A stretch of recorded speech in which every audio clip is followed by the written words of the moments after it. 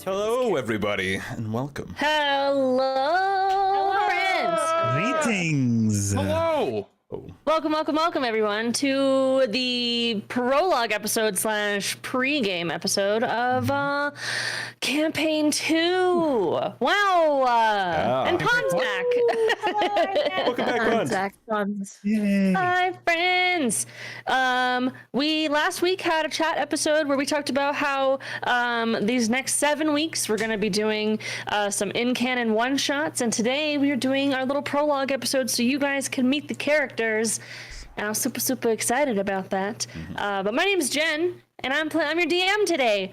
We're joined by the lovely Black Sparrow. Hello, I am a Black Sparrow. I'll be playing a character named Hashladoon Harley Hedonist. They are a warlock, a human warlock, and they got there's gonna be some interesting times ahead with Triple H or Harley or Hashladoon. Don't call her Hedonist because that's just weird. In the many names that she has. Yes. We're joined by suddenly a hero as well. Hello. I am playing Rogar, the half-orc big boy barbarian and fighter. Can't get away from the multi-class, but big lovable loaf. So that's me. And Pond plays. Hello, I am playing Miss Mara Daydark. I am a mountain dwarf life cleric. Ooh. Love that. And Jade Valkyrie. Hey y'all, I'm playing Amara, who is a shifter druid bard, so not the only multi-classer here. And I'm here to bring the animal girl, the fox girl energy. So yay. Very excited about the Are there fox going to girl. be uwus? And is that a thing? Oh my god. When was Ooh invented? That's the question. Or was Amara the We could inventor? invent it. Could be canon. True.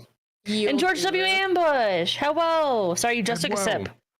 That's all right. My name is George W. Ambush, and I am going to be playing functional unit of nurturing and garnering interspecies interrelationships, or fungi for short. I'm going to be playing a warforged druid circle of spores. Love it. It's going to be a blast.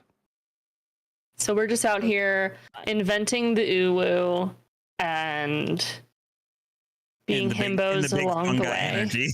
And the big fun guy energy with our himbos so good. and bearded dwarf ladies. We love it. Well, we had a off-screen episode where it was established that the group was going to be recalled on by our B-Beg. And each of the group members, excluding Han's character, which is named Miss Mara. Okay, Mist for short. It's fine. Mist is cute. They woke up from their trippy dream where they met each other. They woke up with the same burn mark tattoo. Well, more like a branding, not a tattoo. It was an actual indentation of a heart that is covered with flames, which is the same brand that is seen on a lot of the cult members that worship the mad god in this world. So, do we have anything that we want to talk about before we hop into the game? No, I'm just excited to do it. This is a lot of fun, and I'm ready to see what you have in store for us this time. Heck yeah. Do you want to talk a little bit about like the plan going forward, what we have between now and then campaign 2? Yeah, let's do it. So, in the next 6 weeks, starting Monday, Pondo is not going to be with us for 6 weeks. Pondo's having a baby. So they're going to be off and getting acquainted with new life, and that is perfectly fine and excited, and we're all very happy for you and excited. During that time, Pond is having a puddle. Exactly. I love that. I read that and was choked. But for those 6 weeks, we are inviting a lot of our D&D friends in many different communities to partake in guest spots on 6 different one-shots that are in canon to the world that it's going to be played in. So they're definitely beneficial to watch, and they're beneficial to play in as the characters. The people who are going to be playing games here, you guys are creating, not only creating characters for 6 different games, but you're also creating people who are going to be seen possibly in the game that you play as your main characters. That's super, super exciting. We have our first one shot next Monday where we will have a Golden Mug, Gup Gaming, as our first guest. So that's exciting. Yeah. And it's going to, that one is called Thieves Syndicate Initiation Day, I think. Yeah, thieves are going wild. Woo! But yeah, that's kind of what we have going on. And then in 7 weeks, including today, so we're going to have Pondo back, and we'll be officially starting this game. So today is just a little teaser, kind of give you a little insight into the B-Bag. And I always say B-Bag, the BBEG, sorry, Big Bad Evil Guy, and give you a little insight into each other's characters and give you guys watching some fun sneak previews of the characters. Yeah. So, So you can fall in love with them and then not see them for 7 weeks. You can miss them, so you 6 can weeks. miss them for 6 weeks. Yes. Right? True. Yeah. Or get your content on our Patreon, which will be launching before our first one shot. So in that in between period, you'll see and hopefully hear some stuff from our lovely characters from season 2. But that will be later on this month. So God, that keep was the eyes out. smoothest, Heck yeah. smoothest segue. Like just For real. utter. It was great. What a Thank smooth. you. Just had to It call was it SMOOVE, smooth. Smooth. Good song. So it's always good to start off games with a session 0, which we already kind of have done over time with different forms and whatnot. But what's important for the chat and people watching to know is the homebrew rules that we have in our game. So I'm just going to go over them since I don't think Pond actually heard them, but we'll find out. So in the games that I run with these 5 different rules. And they're almost always fun. And at the end of the day, if we don't like them, if we're not vibing with them, we can just go back to raw rules. And that's determined by anybody at any time. You guys can say that you don't like it and we can stop it, or I can say I don't like it and we can stop it as well. So the first rule is that taking a potion during combat, you have 2 options. You can take your full action to stop what you're doing and take the entire potion, full health. Or you could take a bonus action and roll for it. So it's supposed to be kind of indicative of actually stopping and taking a sip versus getting a little bit into your mouth while you're in the middle of doing something else and still having an attack. So you do still have the potential to guzzle down the whole thing. Depends on the roll. Number 2, criticals in battle. You auto-max your base dice, and then you multiply that by 2. And you add your modifiers at the end. So that's criticals in battle. And I would say specifically that is in initiative battle. If you were to just attack someone on a whim but did not roll initiative and rolled a crit, the same rule would not apply. That poor bartender is not going to get critted on. Bet. Bet. Number 3, I make every death a choice. I assume that all creatures pass out when they are reduced to 0 hit points, unless they are hit with a significant amount of damage past their health points. Then you don't get to choose if they die, they die. But if you want things to die, you have to willingly walk over and kill it after it is reduced to 0. And number 4, for player deaths, I roll a slightly different expectation. If you fall to 0, you fall into a twilight state where you begin to see a light. And on your turn, you're given a narrative, and your character gets to choose whether they take one step closer to the light or one step further away. So basically, in narrative, I'm going to try to convince your character to die. Based on, like, maybe giving them something that they missed in their death twilight limbo. Something like that. Maybe they'll want to take a step closer to it. It'll be interesting.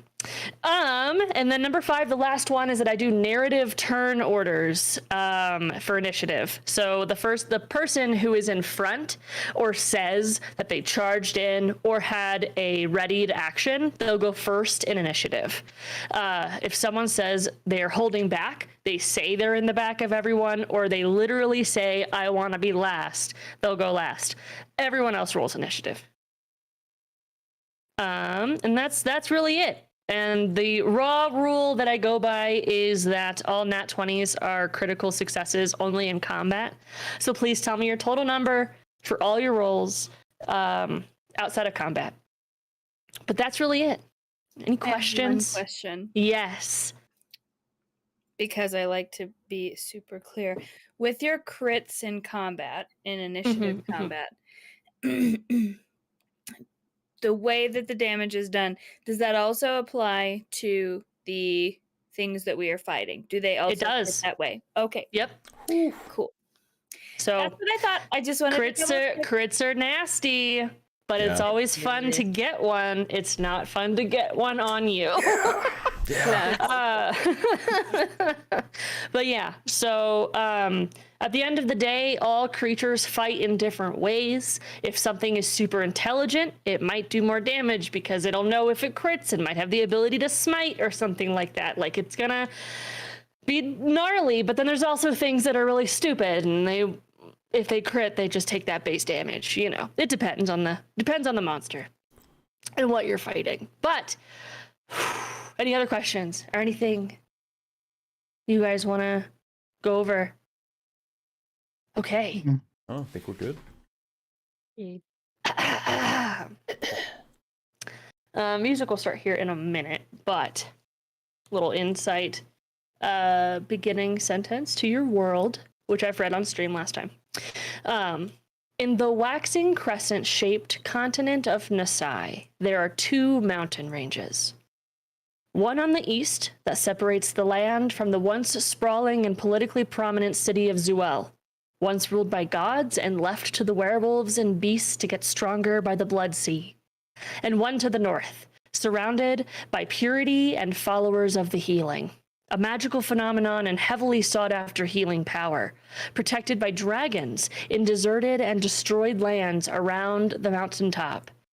The rest of the body of land is diverse in cityscape and type, cultural awareness, wilderness, wildlife, morals, and goals.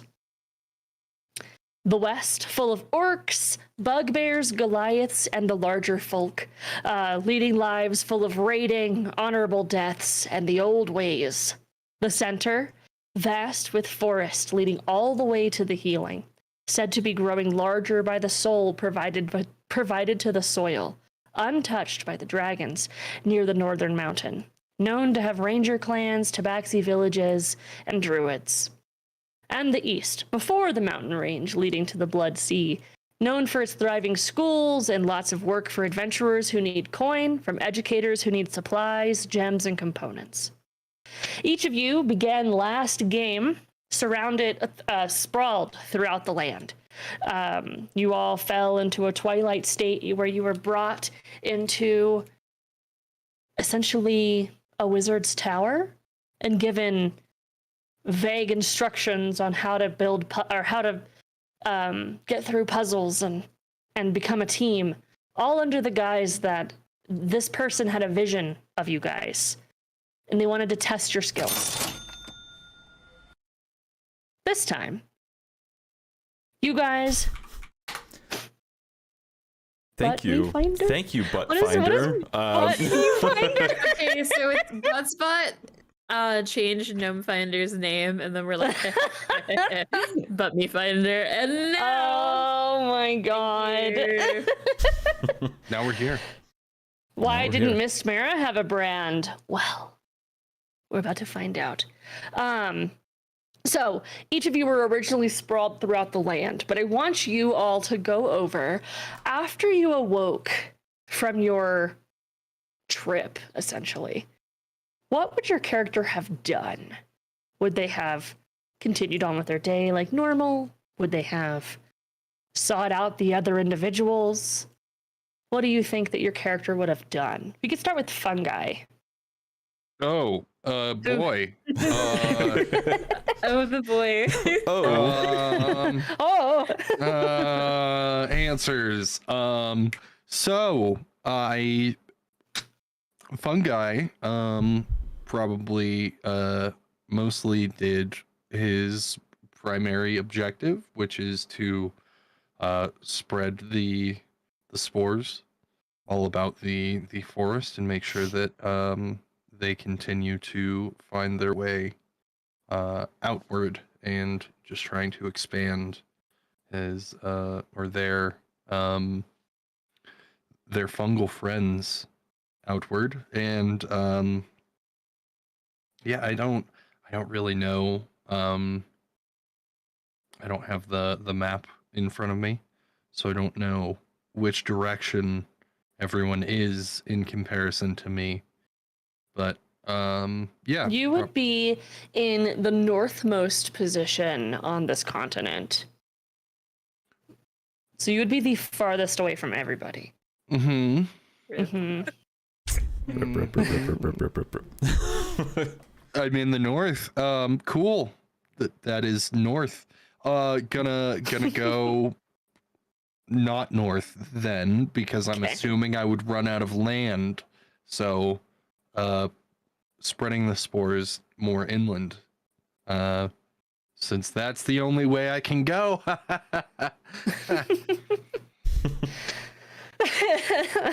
Okay. Talk to What somebody would else. what would Triple H be doing after they woke up from their slumber? She would probably try and figure out whose house she was staying in. Because Spicy. beforehand she did not wake up in her own bed, or she was asleep in not her own bed. I did not specify if she was alone or not, and I will continue to not specify if she was alone or not. But I think she does not remember a whole lot of what happened before the dream, which is what she kind of is gonna assume it was. So she's probably trying to figure out where she's at. Okay. So, I would say Triple H is sort of from the town, or sorry, in the town currently, that is left of the sprawling education town of, so I believe, were your locations given last time? They were not. No. Perfect. Perfect. Perfect. So you're about maybe like 100 miles away. You're pretty far away from the innermost crescent where both Rogar and Amara ended their trips in a bar. What would you guys have done after Rogar got punched in the face at the bar after your trip? I have an important question. Yes. So, when we got these brands, did we feel that pain? Like, did we feel the pain That is and a then great get back to question. reality, or did we come back to reality and then feel the pain? It would have been as you awoke. So as you awoke, you would have wake up with almost a scream. So imagine Rogar getting into a fight, going glazy eyes, and then just waking up, and then getting punched in the face. I would like to rage. I do Rage is a imagine that Fungi would not have felt pain in this situation. I imagine that Fungi would have found the brand on his mushroom body. It is a metal body, actually. okay, mushroom and metal body. Metal body covered in mushrooms. Actually, It's important to note. yes. But yeah, so you guys woke up kind of all in like a shock of pain. Gotcha. Well, in that case, seeing the chaos before her, but also trying to perform her set, she hunches over and almost drops her lute and looks up and sees Rogar and thank you so much for your time, but I have to go now, but don't forget to tip your bard and your waitress and all of that stuff. Bye-bye. And she'll start running towards the crowd of People in the crowd look very confused, like, you only played one song. As you kind of push through towards Rogar. So yeah, Rogar will I'm gonna rage. try. Rogar's raging in the middle of a bar. Rogar wants to end it quickly. So full on reckless, just, whatever, just getting it done. Like inspired by the pain of the brand sinking into his shoulder. Just trying to take out this one person and then just be done. Okay, Whoa. the bar. Sorry, you continue. Whoa. Hey. Tiny person here. Can you all just maybe not hit my friend? He's having a bad day. Completely disregarding your tiny voice, you have Rogar being held by the shirt and this other large Goliath just punching the shit out of their face, but raging in between. So it was just a big bundle of man screams. Man screams. The bartender in the back, whoa, we need to get this out of the way. Get out of the way. And he's kind of leaning over the bar with his eyebrows furrowed. What do you say we take this outside then? I'll never turn down a fight with a poor man. And with the tone of her voice, you realize you are being kicked the shit out of by a very large Goliath woman. She grabs you by your shirt and begins pulling you out the door to drop you onto the floor outside the door. Nice. This is not nice. So Rogar is weirdly enjoying this fight that's happening. It's like he's not mad, but like just it's a matter of sport, and the sport is enjoyable. All right. Yeah. So up, Gently follow. curious of kind of how this person is in your vicinity after just having this very strange dream about them. You see them getting punched in the face, dragged outside by a strong woman, and you just follow along. As you step outside, up in the mountains, Mist is awoken from a deep sleep. You had the worst vision that you've ever seen. The demise of the continent at the hands of the mad god. Oh, well, that's not good then. Probably. That's not good. One of the other dwarves in the room sits up in the shared room that you have. I'll look over to him. Just my dreams. But it's fine. That's called a nightmare, I'm pretty sure. Is it a nightmare or is it a vision? You really have to be certain when you're as close to the gods as I am. Right, I mean, that's why I just clean the room. You clean the room, I save the lives, It's alright. And I'll just sort of give her a little punch on the shoulder, but I'm kind of strong, so it's a little bit too hard. Oh, Right. Well, what did you see? You always see things, and sometimes they come true. It's always fun about you. Right, that's the so fun. I saw the healing, the big tree. Oh, right. Oh, right, good. Usually good omens. But Always good omens. then I saw the power sort of being sapped from the tree down, and I watched it sort of travel through the roots of the tree down through the earth and into a city below the tree. And I was not aware that there was a city below the tree, Oh, I don't know if there is. but there was a lot of undead people. Oh. Well, that would make sense, right? Like, people go there to live out their days and whatnot. Right, but it was like the power of the healing was being corrupted and used for not good.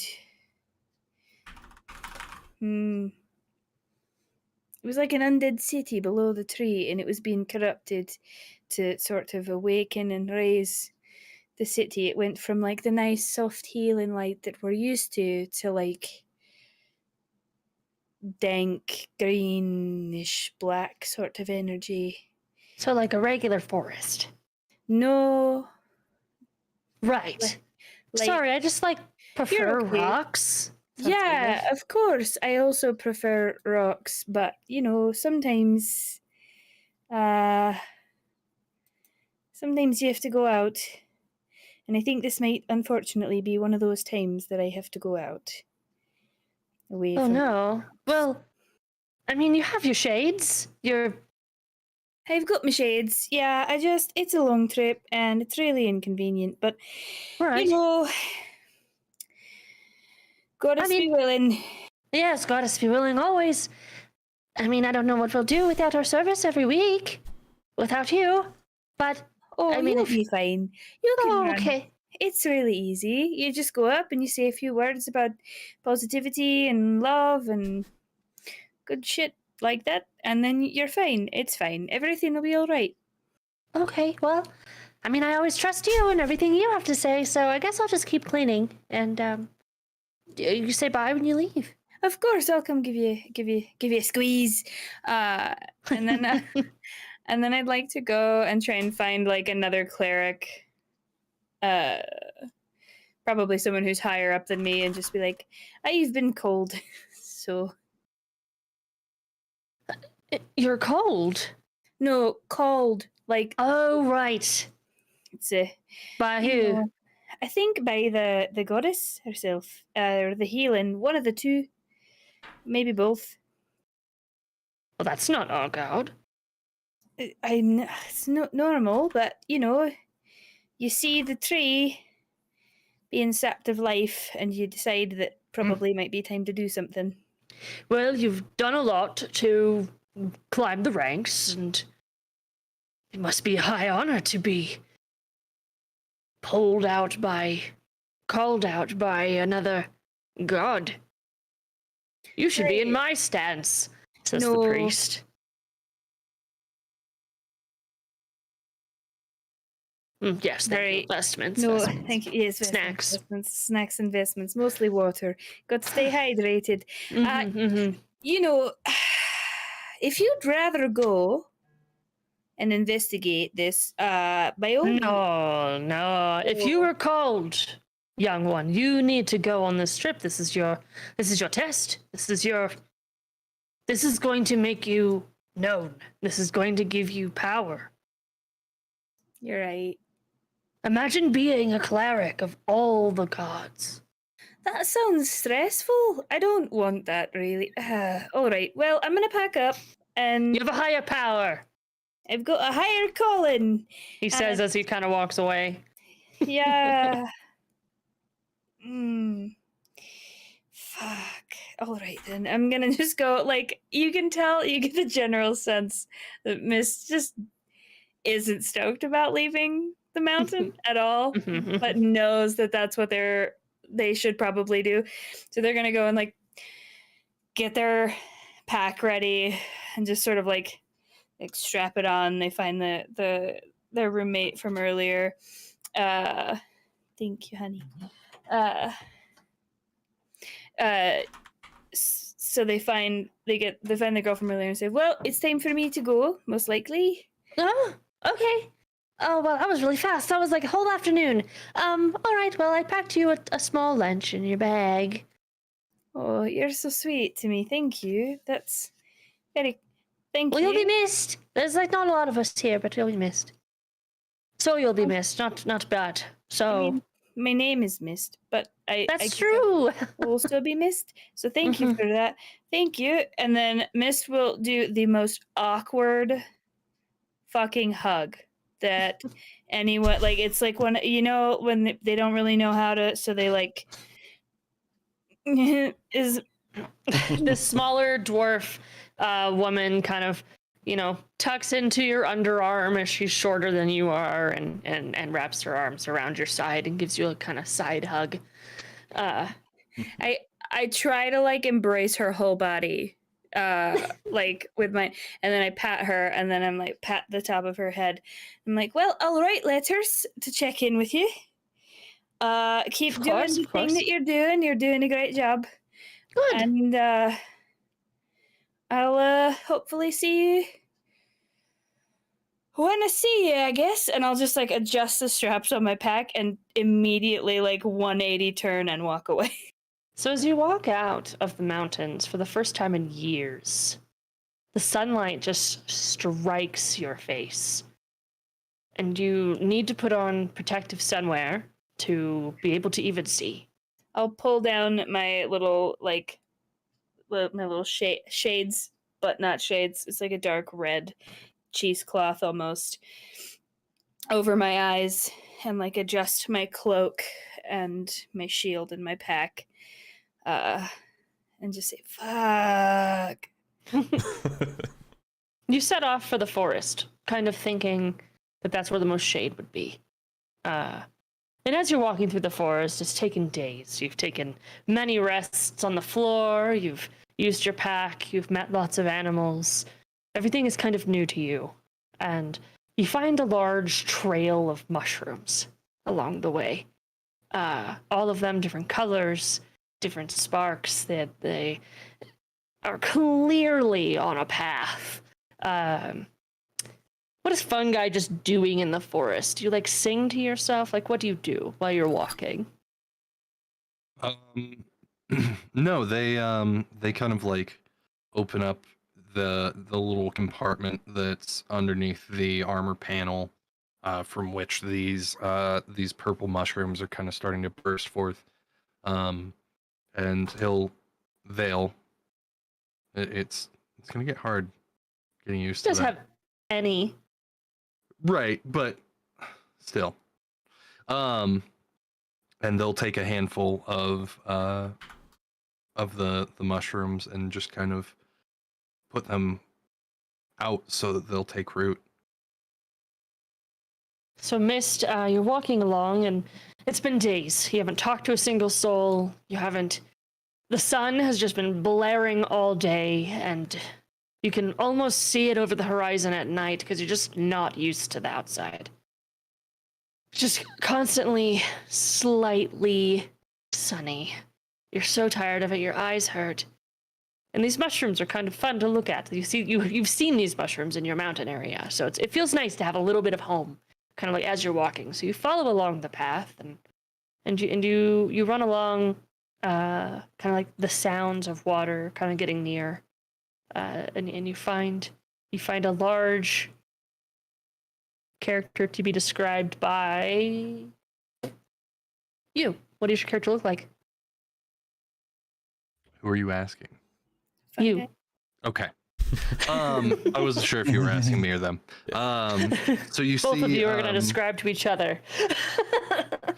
A large, kind of, I would say, fairly slender, silver,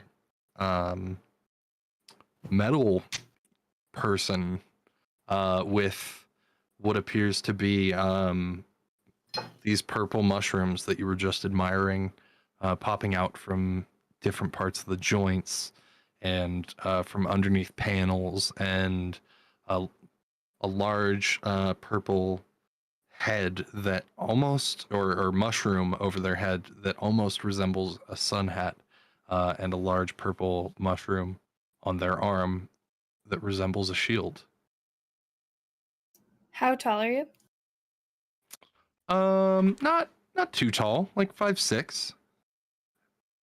Taller than me. Taller than a dwarf, yeah. Yeah. Okay, cool. So a dwarf walks up and looks like. You see a dwarven person. They're about, I'd say probably about like 4'5". Like they're pretty short, but very stout. And they have this sort of like dark red hair, and their skin is like a very, very light gray. Instead of being, any sort of shade of tan, it's just gray. They have a cheesecloth red covering over their eyes, and they're wearing like a white cloak with like red tidbits. It's probably pretty dirty by now. And they have like a mace and a shield on their back with like an explorer's pack sort of tacked underneath that. And they look up at you and they go, I envy the shit out of your mushroom. That looks like it blocks the sun really well. No, it does. Hello? Hey, Mist. Hello. Mist. I am fungi. Are you... People have been taking to calling me. That's adorable, because you've got fungi all over you. I do not believe this was the intention, but yes, it is a happy coincidence. Are you gonna hurt me? Or, like, plan to? It was not within my plans, no. Alright, that's good then, neither am I. What are you doing out here with your mushrooms? I am spreading their love, and mine. Oh, I don't know what that means, it's just often something that I think to myself. Odd, isn't it? you know... are you alone a lot? Most of the time, yes. That would Unless you explain count. it. And they kind of like look down and reference all the fungi growing all over them. Do they talk to you? Often, yes. Lovely. That's amazing. Well, if you could grow me one of those mushroom hats, that would be amazing, so that they could quit looking like this. And like the entire time that Mist has been standing below you, they've been slowly trying to like edge forward to get underneath the shade of your mushroom hat, but they don't want to like get too close, so they've just been squinting up at you, like covering over their covering. We can organize this if that is what you would want. Will it like eat my brain?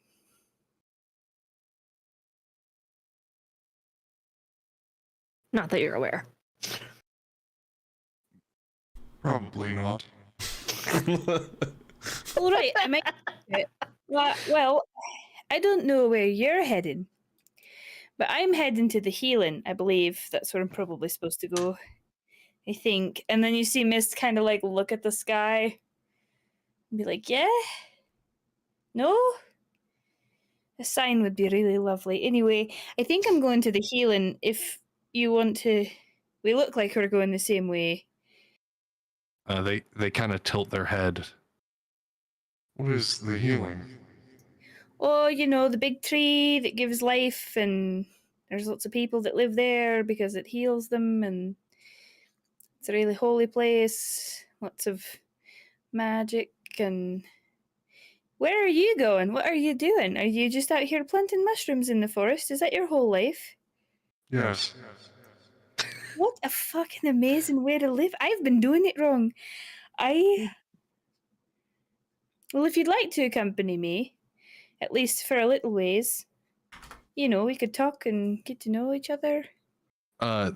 their kind of movements are this entire time that you've been having this conversation, they've kind of had their hands like almost together in front of them, but they kind of have like a very jerky and sudden movement. Their movements are pretty quick when they happen, but they've almost got like a wind up to them. And they kind of open themselves up more, take a wide stance. I think that would be most enjoyable. I should like to see this tree with my own eyes. You could bring your mushrooms to the tree and then see if the mushrooms maybe. Wait. I do like this idea. Can I will like try it. Can I like stare at fungi for a second and make some sort of like religion check to see if like, or like an insight check to see if like bringing the mushrooms to the tree is what incites the end of the world? Do a religion check. You're kind of like thumbing through your visions, trying to be like, have I seen this before? Has this ever happened to me? Have I seen the end of the world by mushrooms before? 21 for that. So you remember your visions quite freely, and you actually have had a vision of this exact person before. But it was almost like a deja vu type of dream, where you envisioned having a conversation with them, but then your dream kind of switched to a different dream. So while looking at this individual and really like tying them into what you remember at least seeing this face. No end of the world by mushrooms, though. All right, Yet. yeah. All right. That should be fine then. I've seen you in some of my visions, so I think that I can trust you, and I don't think you're going to end the world with your mushrooms. So yeah, let's do it. You want to be friends? I'm really bad at making friends, because I sort of just say it, and apparently that's not the best way to go about making friends, is asking people to be your friends. There's like some nuance to it, but I don't really know. Anyway, sorry, I blather. Which of your questions would you like me to answer first? I have a log. Probably just if you want to go with me, travel with me. Do you want to travel with me? I would enjoy that, I think. Yes, I will be your friend. Wonderful. I've got a friend and he's a fun... Wait, I'm sorry. They? Yes. Yes. All right, they're a fungi. They're a fungi. I love this so much. This is the best thing I've ever done in my entire life. It Except fades to black as you guys begin to travel the wrong direction. You had one goal of going to the healing, but did not go that way. You guys traveled down the crescent of the island. Mist not having been out of the mountain, never left the mountain. And Fungi not having recollection, really, of where he is, or where he's from. They just know that mushrooms are being planted, and you have a pathway leading backwards because you've been planting them all the way.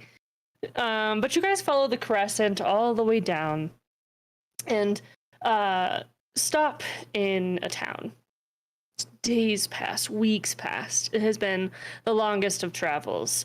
Fungi really only having to stop so that Mist could sleep, where you wake up and there's more mushrooms around because you had more time to plot the area and I sleep on fungi's mushrooms.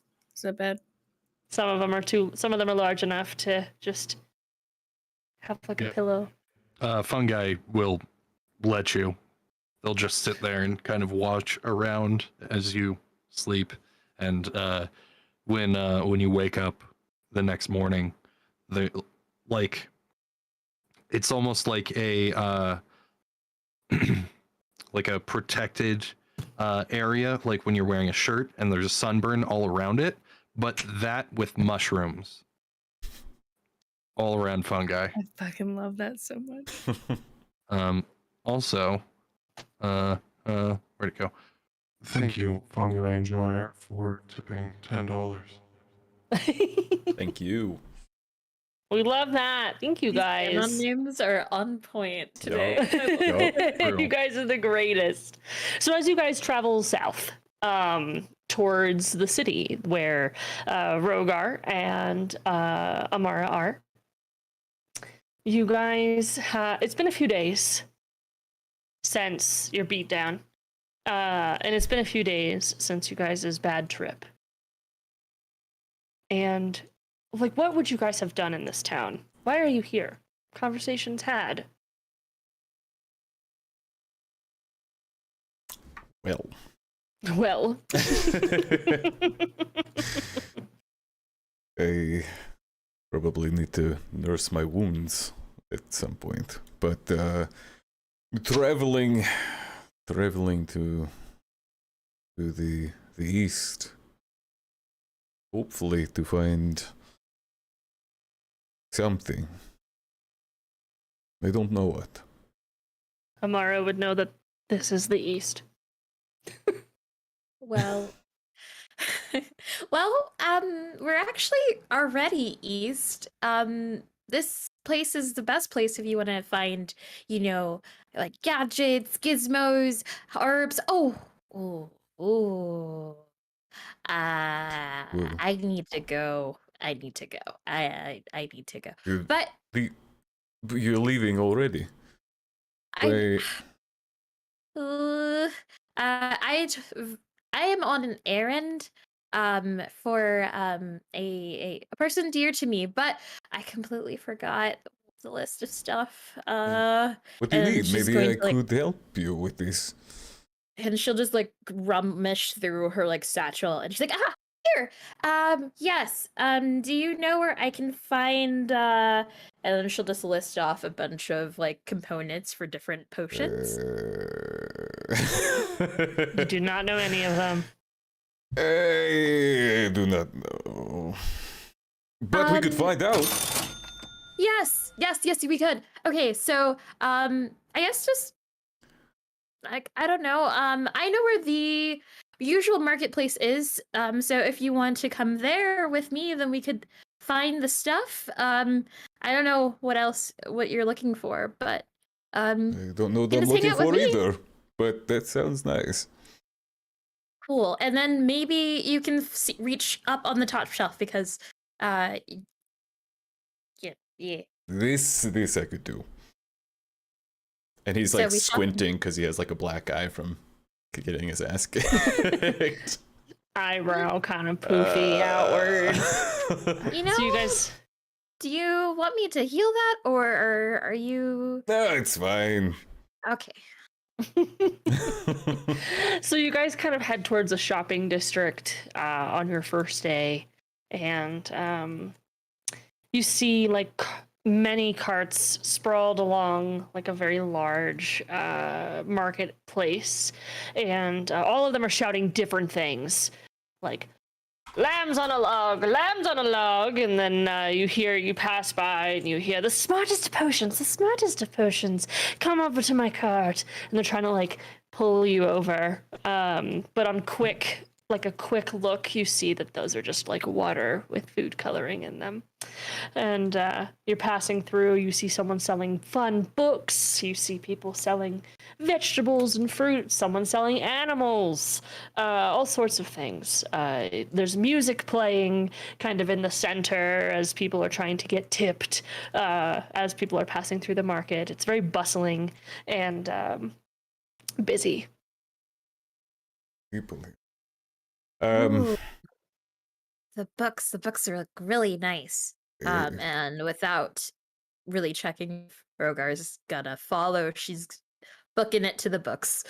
It's okay. Rogar was distracted by the animals.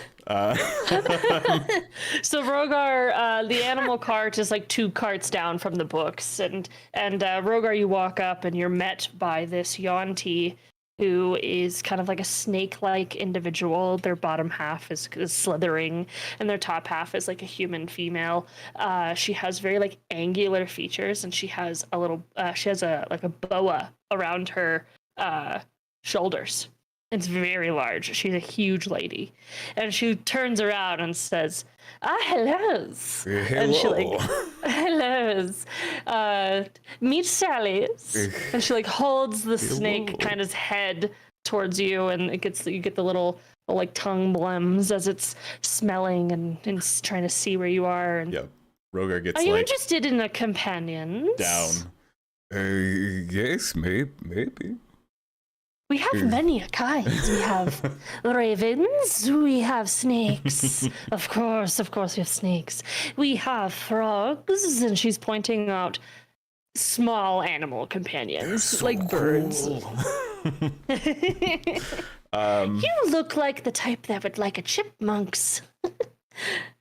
And she kind of points up to a cage. And at this point, you realize all the animals are in steel cages. They're all kind of like leaning against the bars. Some of them are tired. You can tell they've probably been traveling a lot. They look so The food bowls are just full of food. The food's like pouring over. And she's just holding this one snake in her hand, and it looks very happy. How much are your animals? Oh, 100 gold pieces. And they all have different tricks about them. She's not really paying attention to you anymore. Her snake has tried to get off her hand and is like going off onto a tree. And she's like, no. I'm going to try to feed the animals while she's not paying attention.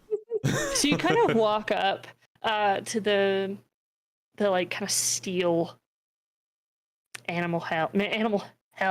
Also, Animal that hell. works too, but that's not what I meant. The animal cells, and you see very different ones. You see a raven that's kind of just sitting there, not squawking, not doing anything, and you kind of bring your finger up, and it just and you like have to back up, like, oh fuck no. And you see a small mouse that is like kind of rubbing its face against the bars, and is like rolling his body over, and you stick your finger in, and it's just like it's like hyperactive on getting pet. It's like, give me love. Next to it is a cat that absolutely does not want you to be there. Turns around, and all you see in the darkness of the corner of the cage is just these beady eyes that are just glowing, completely not interested in you. It hisses as you get close to it. Rogar is very saddened by that. There's a smaller snake on the bottom row in its own container that is longer, and it's coiled around itself, but its head kind of pokes towards the end, and it's putting its tongue out, smelling food. So every animal that I could have fed in that time period, I would have given.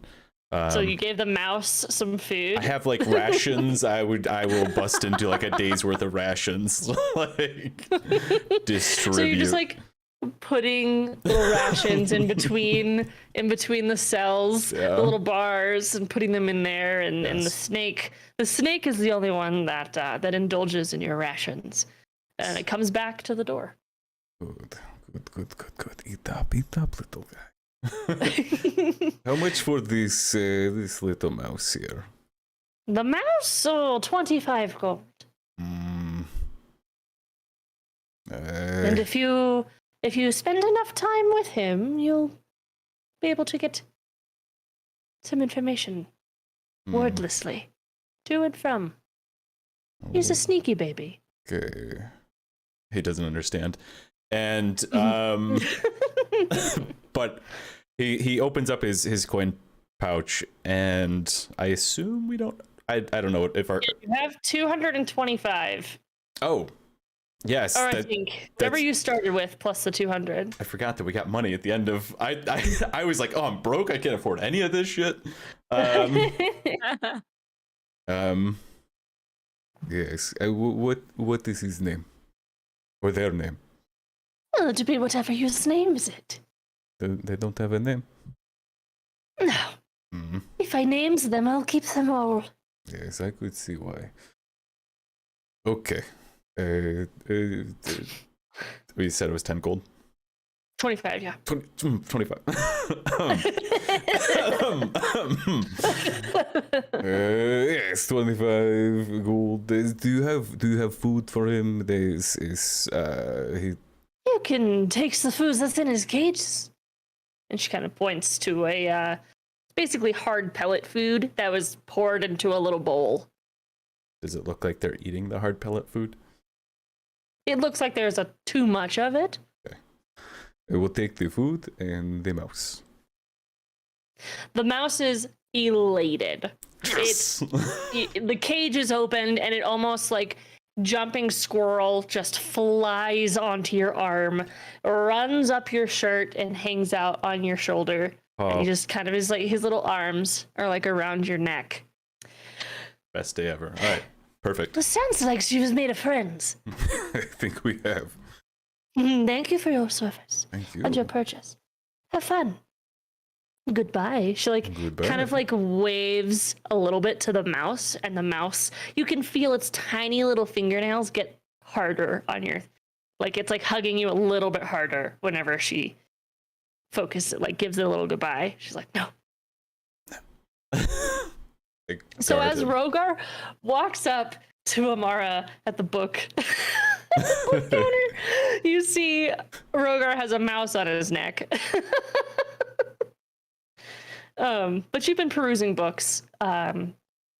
Most of them are like children's story time books, and you find one book on herbalism, but other than that, nothing of interest, or unless you are interested in children's books, that's fine too.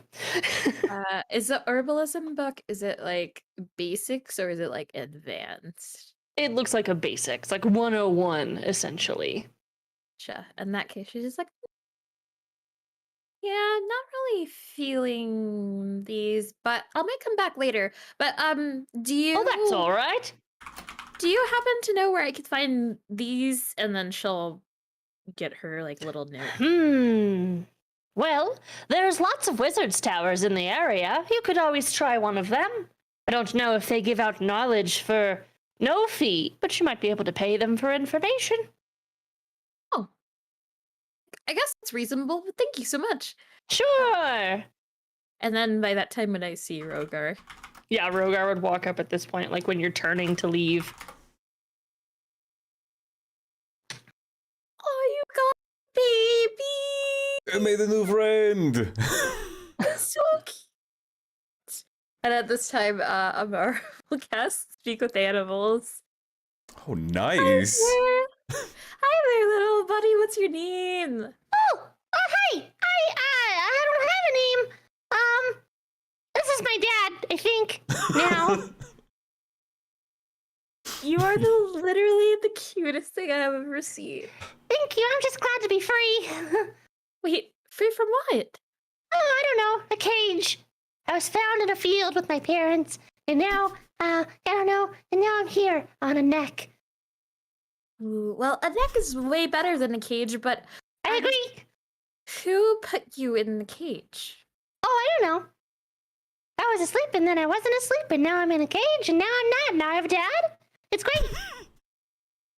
And then she'll turn to Rogar. Congratulations on, fatherhood.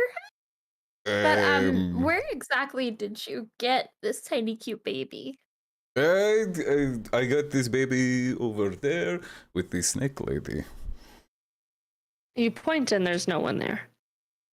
There was a snake lady there. Are the cages there? Nope. The entire cart seems to have gone. Well, if she comes back, I feel like I need to have a few very strong words about how she treats her animals, because this little baby, I love you so much, no name baby, but we'll get you a name. We'll get you. Oh, okay. Caged, stolen from parents. They were also sad too.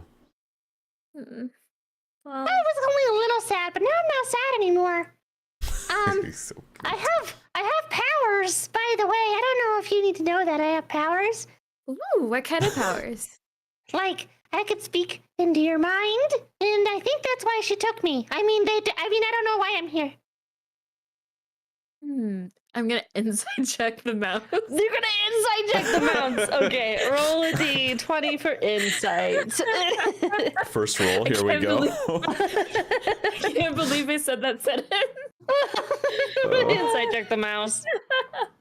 Okay, 12 plus 2, so 14. You get a sense that this mouse perhaps has an ulterior motive, but it hasn't like presented anything for it to like what it said was weird, but you don't have like any reason for it to be untrusted at this point. I'm sorry, I'm still recovering. This is so Outside of ulterior motive. That sentence. Welcome to D&D. Okay, yeah, so Mara's like, well, I suppose we can take you along. We're looking for some herbs. Have you heard about any places with, like, kind of herbs? Me? Yeah. No. Well, okay. I've been in a cage. That's fair. There's no herbs in cages. Oh, you can tell him to throw away that shitty food. That'd be great. I'm not gonna eat it. Okay. Rogar is Sure. the unnamed mouse says don't eat or don't eat, but also don't eat the food either. But don't give she what? I don't know. Them the food. It's gross. Yeah, So- I knew it was bad, and Rogar chucks it. Just Pellets go flying everywhere Yeet. like celebration rice. But I do have like some bread from the other day. It's kind of stale. But Oh. it might work for you, and give like a little tiny piece. And Rogar, the entire time you're just hearing like squeak, squeak, squeak, squeak, squeak, squeak, squeak, and then you're also hearing Amara just squeak, squeak, squeak, squeak back, just having this great little mouse conversation. Rogar's just sitting there invested, but having no idea what they're saying. It takes the food and it eats it really quickly. Okay, so I guess I don't need to speak to you verbally anymore, but I Squeak, feel like you squeak, should squeak. tell your dad. Squeak, So yeah, My dad? Oh, right, this is my dad. your dad's name is Rogar, by the way. Oh, okay. Rogar. Wow. That sounds like a dad name. And just see Amara literally just crumpled over in laughter. And now she's talking to Rogar in a normal, common language. Apparently, Rogar is a dad name, so yeah. But I think you should give your kid a name. That's a big responsibility. I've never been a dad before. I can't give you advice. I've never been a mom before, so. Ugh.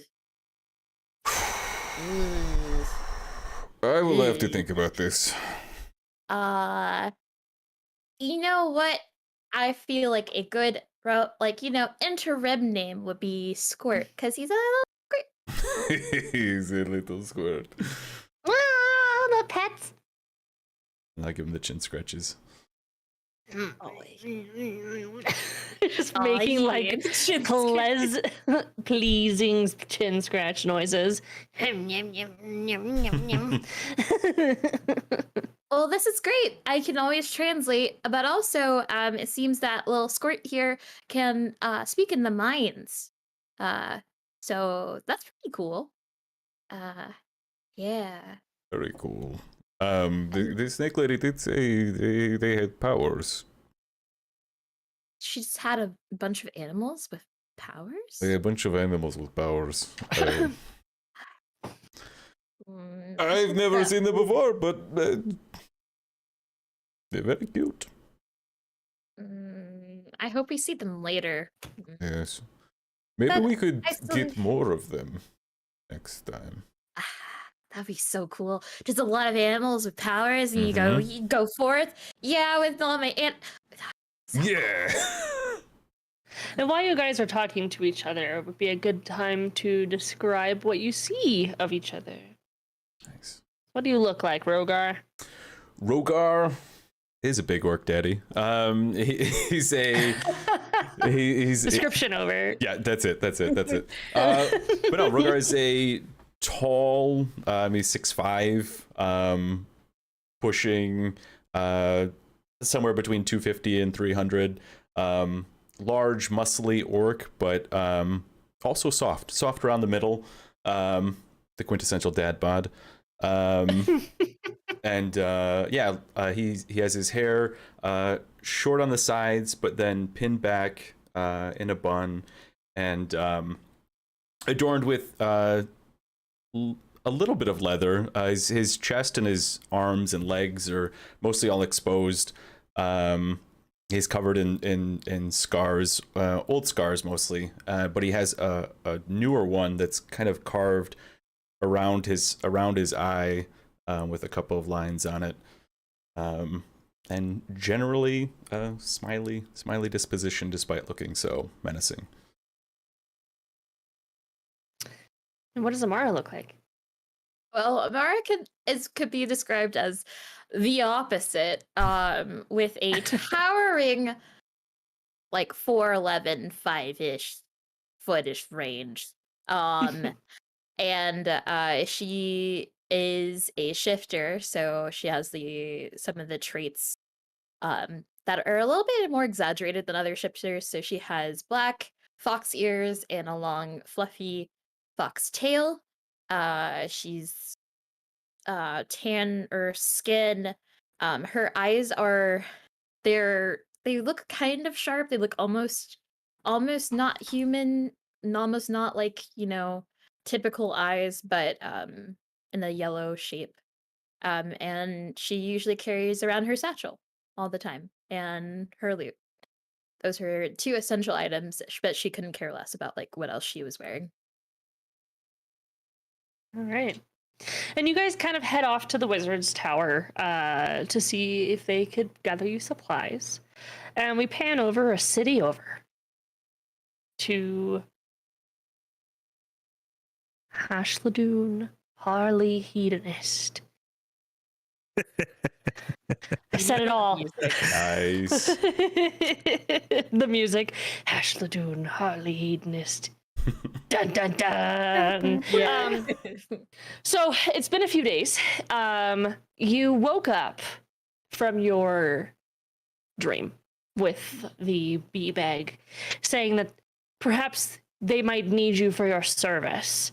And you had a letter left for you in very rudimentary handwriting. It says HHH on it. Okay. She's gonna look at it and kind of like roll her eyes. And go, I really hope he didn't fall in love with me. That would be so embarrassing. And she's gonna go and open it. All right. And on the inside of the letter, it has a kind of giant handwriting. The words just are all over the place. You have no idea what kind of individual would have written this, but they couldn't be too smart. It just says, I will find you. And I already have. Watch out. Well, this isn't from Clarence. Okay. Not Clarence. Nope. No, not from Cynthia. She's got big hands, but would not write like this, I don't think. You would see that on the bottom is like a wax kind of like stamp that has a big C on it. Okay. Still probably not them. Wax is not really the style, but she kind of just like awkwardly folds it back up and like sets it on top of her bag and is like, well, I will try and deal with this later, perhaps. And she's gonna start getting dressed. All right. As you're getting dressed, you see that the axes of your patron are missing from your stack of clothing. Fuck. Did some more fool come in here and take them? Well, let's try these first. And she's gonna focus and see if she can get them to reappear in her hands. And they do. They kind of like form from the middle out of your hand into a large axe. You kind of hear like a hissing noise. It's more of like a calming white noise as they form in the air in their back. And you hear down in the living room, "What the fuck? Where did they go?" And then you hear a lot of people going, "Shh, shh, shh, shh, shh." Oh, this is going to be a lot of fun. And she's gonna like twirl them in her hands, and she's gonna like head for downstairs. So you hear, as you're stepping down the stairs, you hear things falling over, windows breaking. You see, people are trying to run away. Get out of here! Go! Go! It's fine! It's fine! I'll take it! And as you step down the stairs, it's like, "Hi! Did you sleep well?" Oh, of course. You walk downstairs and you notice that like you're in an inn. Mm-hmm. So there were people, now there's not. And it's just the bartender turns around. It's a kind of like a human woman of paler skin and large curly red hair. Did you sleep well? You slept good? Yes, I slept quite well, thank you. Good. Will you do me a favor? Mm-hmm. She walks up, acting like she does not like nothing's wrong, everything's fine. Without any insight check, you just see sweat pouring down this lady's neck. Do me a favor, would you? And she's gonna place the axe in her left hand, right on the bar there. Mm-hmm. Do me a favor. Would you hold on to this for just a moment, please? Are you sure? Like, yes, absolutely, but I wouldn't want to touch your things. I super staring straight, like right through her. I insist. Okay. And she's gonna watch. Go ahead. She reaches to grab it out of your hand and holds it. Got a good grip, yes? Okay. Yeah. Good, I'll be right back. And she starts to make for the stairs, and then she's gonna focus and take it back. So as you were walking to the stairs, she bolts out the door. So she just starts running. She jumps the bar, goes out the door, and then you just stand at the stairs and just focus the weapon back into your hand, and you hear her go, "Fuck!" And then she just continues running. And no one else is in the area. No one else is in the bar. Great. She's immediately going to just kind of walk back to the bar, and whatever till or whatever would be there is the first thing she's going for. There's three like sacks of like different gold, copper, silver, things like that, and in total you find like 15 gold. Ah, damn. Well, I'll take it as a frequent sleepers discount or something. I don't know. And she just kind of pockets the money, and now she's gonna go back upstairs and grab her shit. With a completely emptied out bar, out of fear. Oh, she's gonna take like whatever random alcohol she can find too. Cool. Just one. Cool. She's not gonna get greedy. She's just gonna take one thing. So you grab that top shelf like whiskey type brownish liquor and kind of head up back to your room and pack up your things, and the bar remains empty. Works for me. She's gonna fucking leave.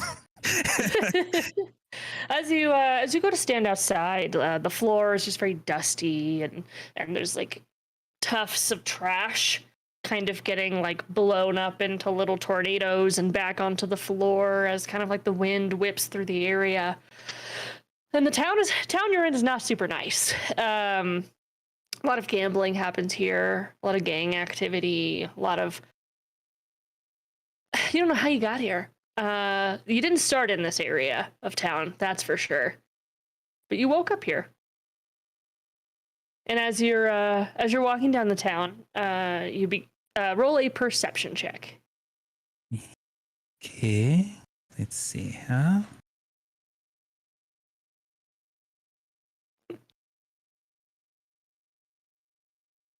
That would be a 19. Yeah, so you begin to hear kind of like whispers coming from behind you, kind of in the alleyways as you're passing by. That is the weapon. It is. We have to get it. You do it. You do it. No, get the fuck out there. Go. And you hear like kind of scuffling of feet, and then dead silence again as you're walking. She's gonna keep going as if she did not hear anything. Okay. So as you continue walking, you hear kind of footsteps on the roof. Just for a moment, you hear a and then a jump, and then a and it's getting closer to you. But it's very quiet, going off your last perception check. Okay. The town in general seems pretty quiet, at least the section that you're in. There's not a lot of people. With windows that are open, you see like closed signs. It's not dark or really anything. Like it's weird that everything would be closed in the middle of the day. Well, damn. I hope there's no one coming to take anything from me. I'd be right surprised, wouldn't I? And she's going to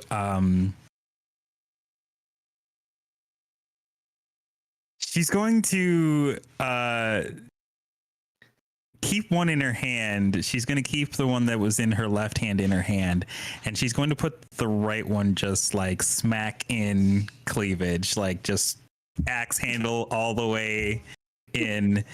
Oh, that was probably not the best idea, but we'll see what goes of it. Hold on. And she's like adjusting because it's like poking her belly at this point, and it's like, well, we're going to see what they do with this, I guess. And she's just gonna leave it there, and she has to like walk a little differently. But it's like the head is like sticking like out the chest, out the front of her chest there. So as you are continuing to walk, just kind of nonchalantly, you announce that you know their presence. I hope no one's going to attack me. Roll one more perception check. You got it, boss. Drop that one.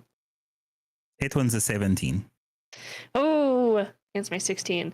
So you see an individual in a black cloak, half-orc in nature, running up to you from behind. They're a bit on the shorter side. They're 5'9", and they go to Still swing. taller than her. Taller than her, but shorter for a half-orc. And they come up to you and swing with a glaive. And they hit with a 19. They do hit. All right, so you are knocked back with a glaive with just 4 damage. Okay. Give it here. Damn. Well, all right, brother. You asked for it. And with her now free right hand, she's just going to put out her palm and Eldritch Blast this fucking fool. So that is a 17 to hit. That hits. Ooh. That is.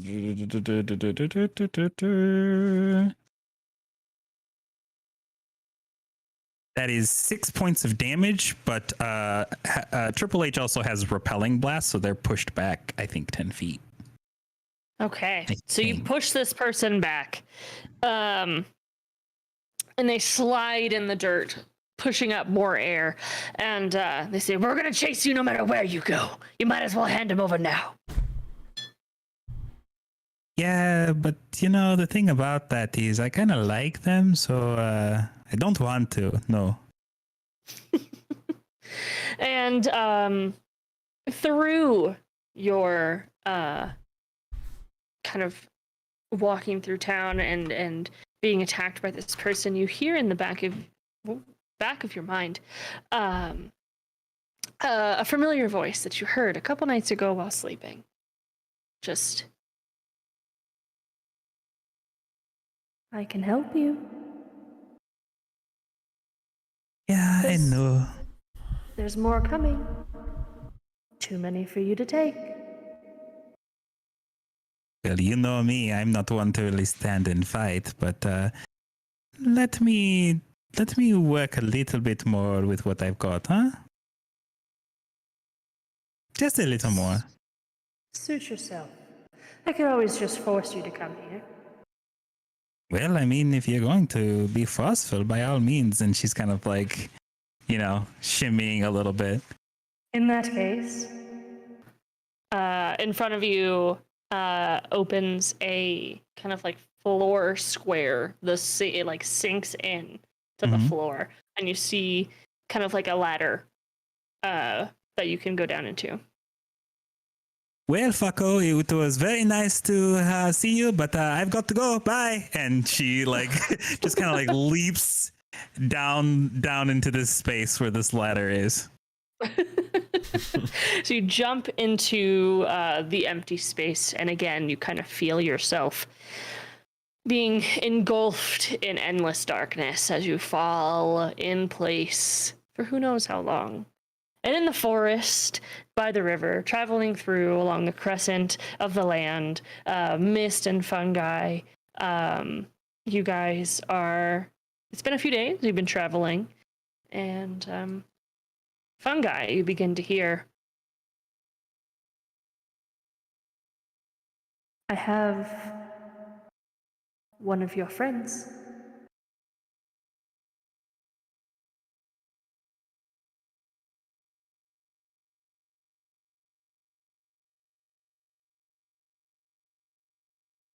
The silence is deafening. "Answer me, Warforged." Calculating.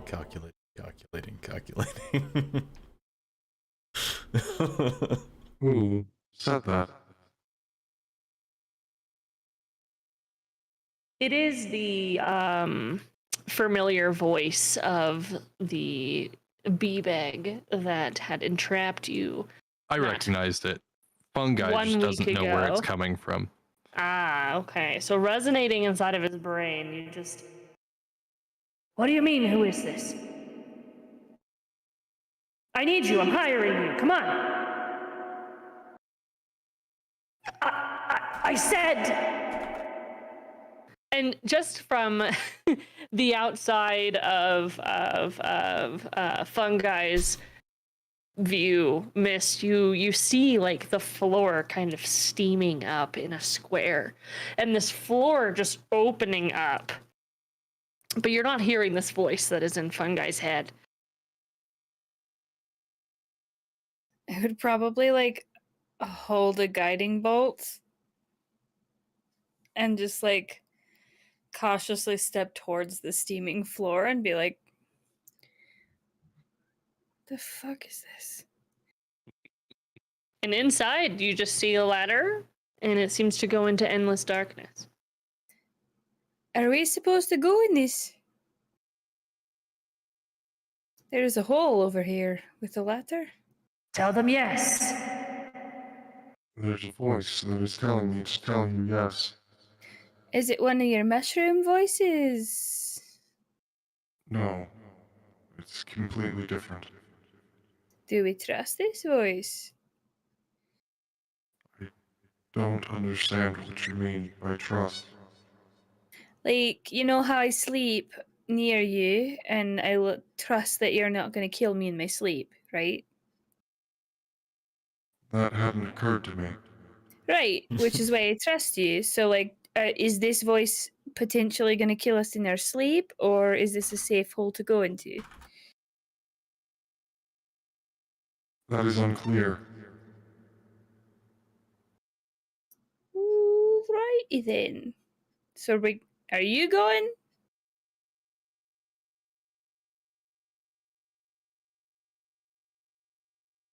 See why not? It is a new place. Oh boy. And I'm just gonna like close my eyes and like tilt my face up to the sky and be like, at least it's not in the sunlight. And then I'm just gonna start climbing down the Okay. wall. You go down the ladder willingly. And kind of, you seem to just be going down a ladder. It's been 30, like, it feels like it's been forever. 20, I've been falling for 20 minutes. It feels like it's been forever. You're just going and going. And Fungi, did you go as well? Yes.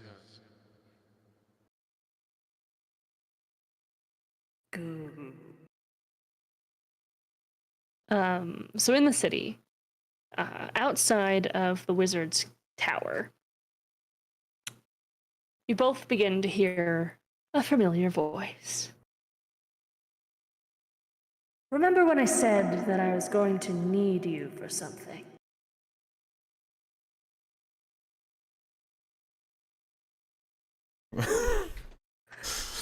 Rogar looks at Squirt.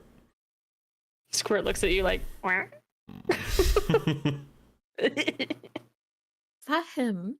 It's not him. It's the... It's the person. The extremely sus purple potion. the one with the mimics and chains. Yeah, what's up? What do you I have want? a trial, and I need to know if it is good enough for your weak bodies, so that I can perfect it for your strong body. Wait. Like Come now. again? And at the stair steps of the wizard tower, this stair kind of just unhinges, opens up and swings downward, and a large black endless darkness opens up in front of you with one single ladder going into the stairs. I don't Come now. trust it. Can I at least get the herbs first? I don't want to You get. have time for it later. This is on my time. You guys are my tools. What if we don't go down I there? don't like being referred to as a tool. I'm at least a person. For now. Oh, we're people in Squirt. Amara's ears go like airplane mode. Very much displeased. Come now. I can only hold this open for a moment. Oh, I sound- guess. Like, I mean, we got good money last time, so It's true. I think I'm gonna go. Are you gonna go? If you're going, let's go then. I do. Squeak if you want to go. Do you want to go? He Okay. wants to go. Cool. Wait. How are you gonna hold Squirt and go down? Oh, he hangs out here on my shoulders. Hang on tight, Squirt. Hang on, little buddy. I don't want him to die. Let's not think about that. I will protect him with my and life. I would die for Squirt. And I with will that, die she's before gonna Squirt go. dies. So as you all go down into the ladder, you kind of look around and you see Triple H kind of like falling gracefully in an endless darkness, and you see Fungi and Mist going down a ladder Mist being a new face for you guys. And you both are going down a ladder, and you see each other all, again, weirdly.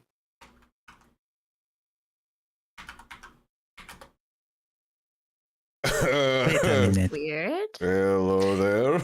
I think I know all of you, don't I? Well, not you. It's Axe Lady. Hey, a friend. Haven't seen you in Hello. fun guy. That was their name. Oh, hello, fun guy. And people. and then Amara will turn to Mist. And I didn't see you at the weird water place thing. Do you have a weird person talking in your head too? Nope. I just sort of followed fungi down in this hole, and it was better than being up in the sun, so here I am. It is great to meet you. You are a very, very good friend. Thank you. That's the first time I've ever heard that. I'm Amara. This is Rogar. Hello. Fun guy. And what's your name, Axe Lady? I forgot. Don't worry about it. This Like, don't worry about your name, or like, don't worry about trips, right? Sure. What do I call? Tease. No, I need to know because I have a really hard time keeping track of people's names and faces. So, like, if there's something that you would like to be called, it'll help me remember you. I don't. Am I having a fever dream? I'm just in a hole in the ground on a ladder, and there's a bunch of people around me. This is more people than I've talked to in like 6 months. So. This is no dream. Oh shit! Hey, there they are again. Oh, do we hear them or no? Yeah, after the first like hour, you got to get used to it. in the endless blackness, you kind of you guys have stopped falling. You're standing on hard ground. You begin to see kind of like a projection of a masked figure. It has like a crown of horns, and the mask is very angular and goes down to about its chest.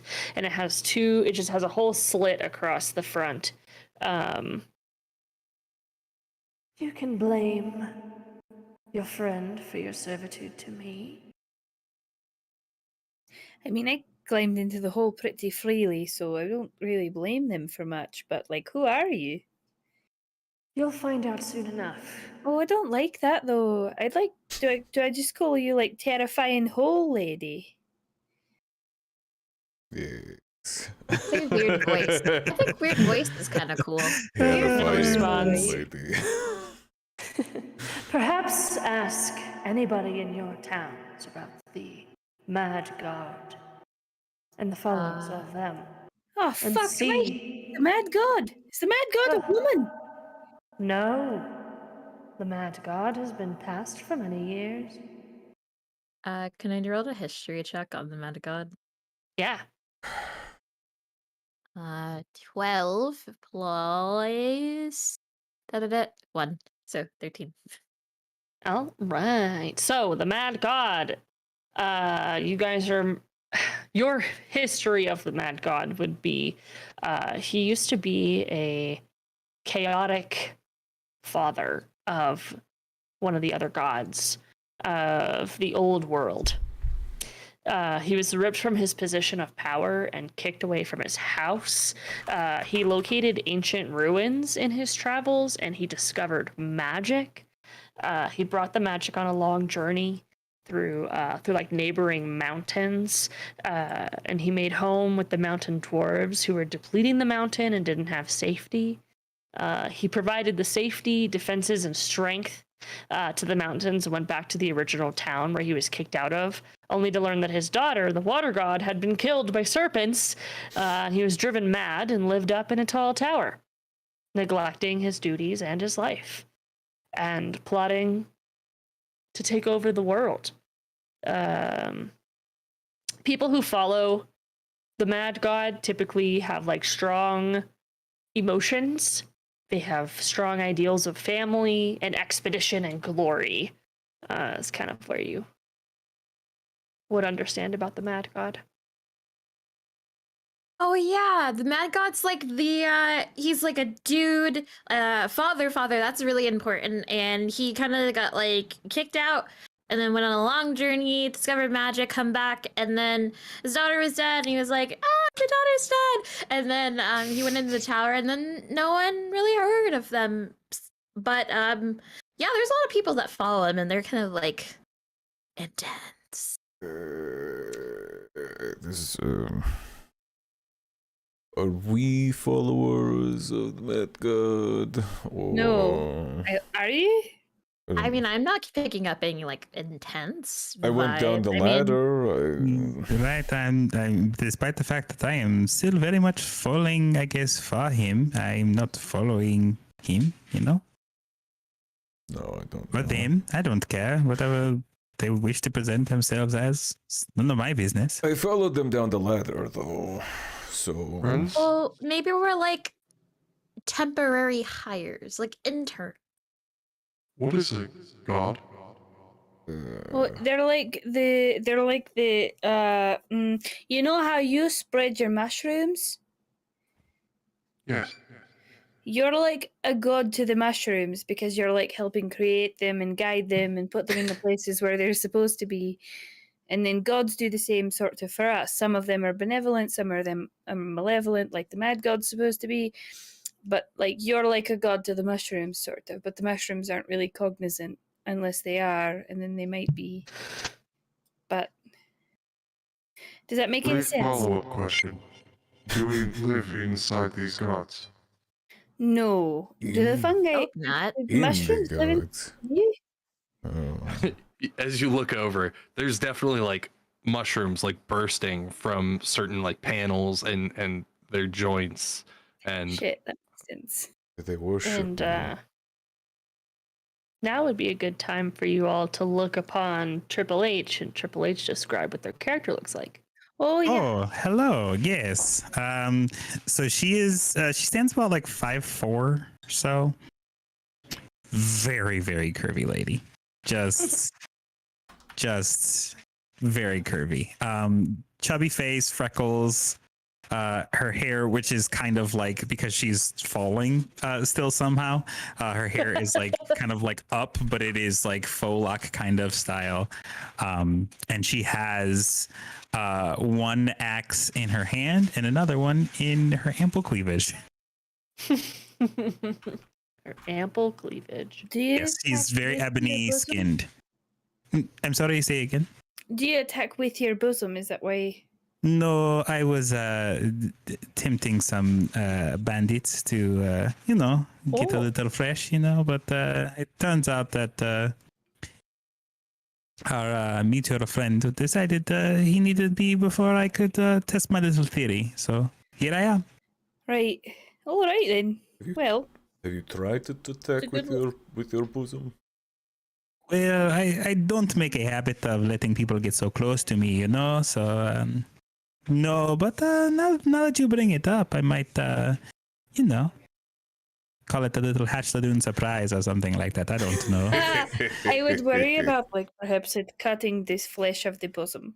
Yes, Ah. yes. I didn't quite think that through until the will of your call was already here. But That makes it. Sometimes you make decision like climbing into a hole in panic, and now you're here. And Yes, seems like you pick up the way that I operate pretty quickly. Yeah. I am not very smart, but I am very witty. So like you all have been here prior. Well, in this position falling? No, not exactly. But in the whole listening to this man pontificate about his evil schemes and needing us, etc., yes, done that not that long ago, yes. I didn't follow them last time. They took me. Oh, they took you. Yeah. A large man like self was taken. Like It's mentally. very sneaky. Oh, all right then. I was there and then just gone in a chain to a floor. No, hold on 1 second. You, Roga buddy, you need to control some of your friends because I have a brand new a slice on me because of one of your half-orc friends now. So, Did they say that they knew me? well, I'm holding you personally responsible until I know otherwise. What? Rogar is very concerned. Now, hang on a minute. Rogar has done nothing wrong in his entire life, except for like punch a lot of people. She's right. But They've that's done nothing wrong ever. Think of the baby. In the baby, I am a father. Who's your rodent? Sorry, fun guy. What'd you say? Who is your rodent friend? Oh, this is Squirt. Hello, Squirt. He's very, very cute. I have no idea what the concept of cute is, but He's small and precious and fuzzy and Well, not necessarily fuzzy, because snakes are cute too, that's and true. other things. It's just so aesthetically pleasing, but like not in like you just want to like protect it, you know? Like you want to like hug it, but like it doesn't necessarily need protecting, but you protect it anyways because you don't want anything bad to happen to it. friends are cute. I think most of my friends are cute. Yes, you're all very cute. I grow tired of your conversations. Right. I need you to test something for me.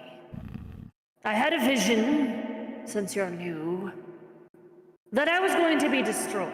And I'm just not going to let it happen. So I have been crafting room after room after room. And I need to know that they're going to work. So I've brought you here in your weakened state to see if I can kill you. Well, that's not very nice. No, very backwards. Why are you hiring us and then saying that we're followers of you and then you're going to try to kill us? It's a test, and you're not a follower of me. I've branded you so I can take you anytime I want. Triple H has had the whiskey, and then when the voice says "kill," she kind of spits it out. Like what?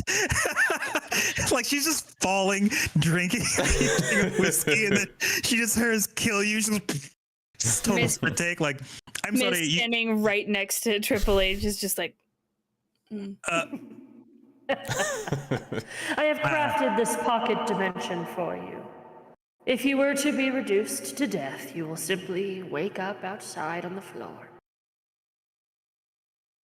I don't like the whole thing reduced to death. One moment though, I seem to have made a mistake, and she kind of like reaches into like a pack that's like at the base of her like spine, like behind her, and like pulls out a little neckerchief and just like hands it over to Miss. Listen, if I knew you were standing right there, I would have maybe chosen the other direction. But it's all right. You can never tell where that's gonna when you're falling.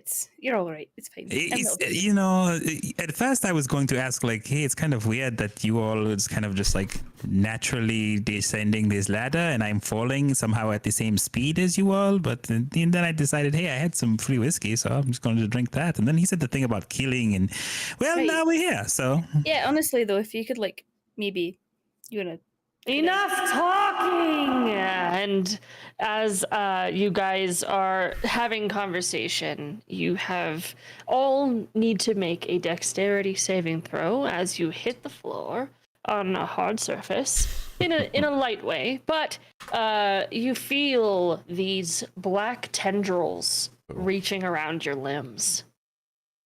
15. 15? 19. 19. 13.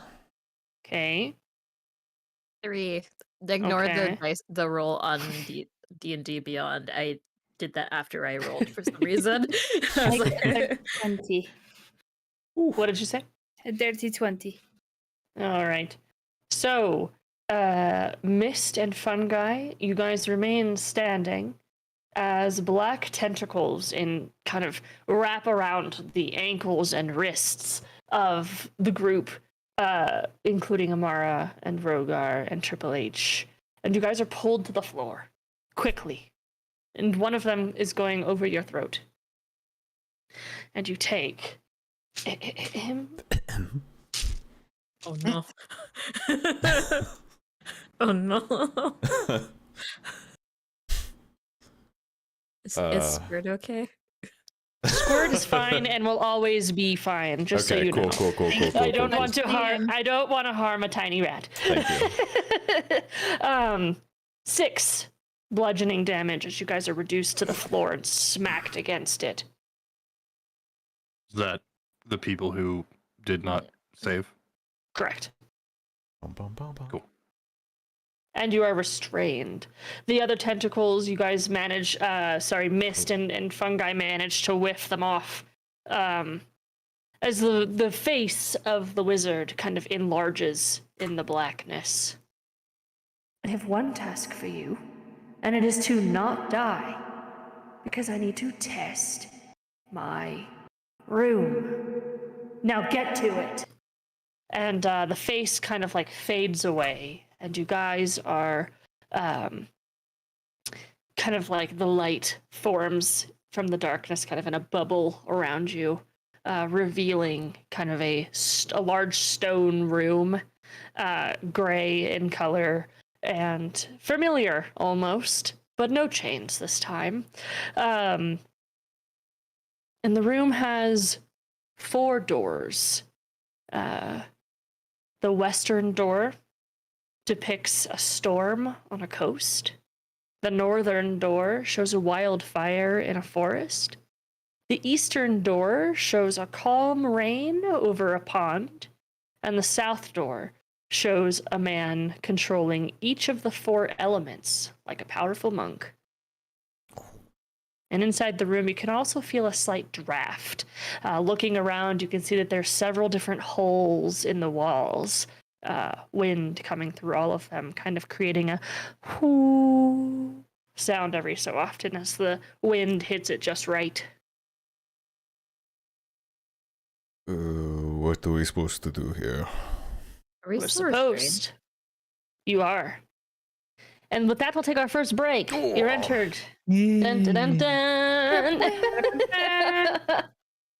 Thanks for hanging Heck out with yeah. us, everybody. Yes, Y'all are thank great. you. Yeah, It's been so much I didn't fun. realize it's been 2 hours I know. already. Wow! Role-playing. Introductions. Introductions of characters all in different places. Does that? Nice. I love it. Be back in a little bit. See you guys in a second. Bye. Discussing clips. Bye. A level 2. Okay. By the way, I didn't mention that. Okay, so to hit, it is a 9. A 9 will miss, Rip. unfortunately. Swing and a miss. A swing and a miss. And that will bring us to Danis. Unfortunately, Danis, they did not get super within range of you. And I feel bad about that, but here we are. Just a melee in airship combat. Just melee. You hear a voice, very gentle in your head. You feel a soft, cool tingle sort of run down your spine. It says, "Child of Timora."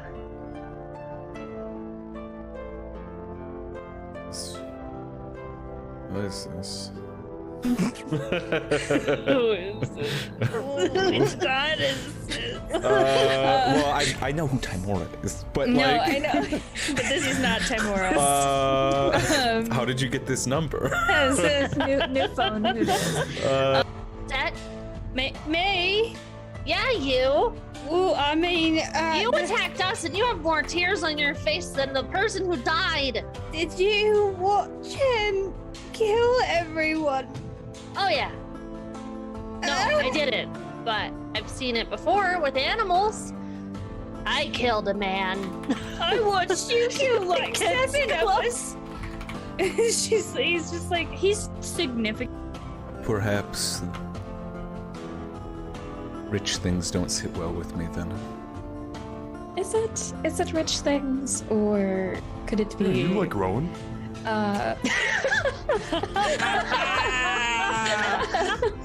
It's swollen. I made you guys come here, and I don't want to make you wait until the next day. You know what? I'm curious about where this goes. And she is going to hold on to her. No, at this point, she doesn't even wear gloves because y'all know the thing. So she's just going to touch her hand and it's going to glow. And you're now blessed for whatever you want to do. Well, now I If feel I were- nervous. About that time, you hear a loud crash from the room that Danis is in. Nothing? Nothing.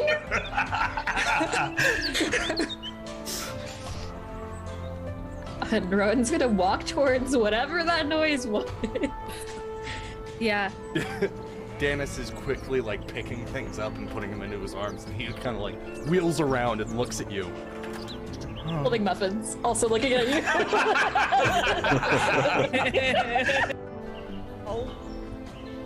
Nisa, you have like probably one of the best shops around. It's everything's so unique. It's different. It's different, but in a good way. And across his face. And as he's looking into your eyes, you can hear the sort of gasping, like, as his life starts to be drained from his body. And as the sort of purple and green lines come across his eyes and he takes his last breath, you pull your hand away and you see... All right, fine. Picks it back up. And she makes eye contact with Nisa and says, "On your mark." Ready? Set. Go! Constitution saving Oh my throws, God. please. Hey. Just splat. Just complete and utter. I understand. Say Yeah. no more. I can't do sports because of a bleeding disorder. Well, I couldn't do contact sports, so they were like, "You could ride horses." I was like, "Horses smell like shit." You could Ride play horses? water polo. I can't swim that well. Ringworm. You could play golf. I'm sorry. Golf? That was a I'm part a of my school. teenager. I don't own a boat. I can't complain that much about the weather. They won't even let me rent a fucking golf cart. Yeah. So I got Yeah. golf lessons, and Sorry, I was it playing busted golf? so I busted my mouth open with a fucking club bending down to get a ball one time, and and I stopped doing golf. Nisa, you have like probably one of the best shops around. It's everything's so unique. It's different. It's different, but in a good way. Swollen. I made you guys come here, and I don't want to make you wait until the next day. You know what? I'm curious about where this goes. And she is going to hold on to her. No, at this point, she doesn't even wear gloves because y'all know the thing. So she's just going to touch her hand and it's going to glow. And you're now blessed for whatever you want to do. Well, now I If feel I were- nervous. Perhaps rich things don't sit well with me then. Is it rich things, or could it be? Yeah, you like Rowan?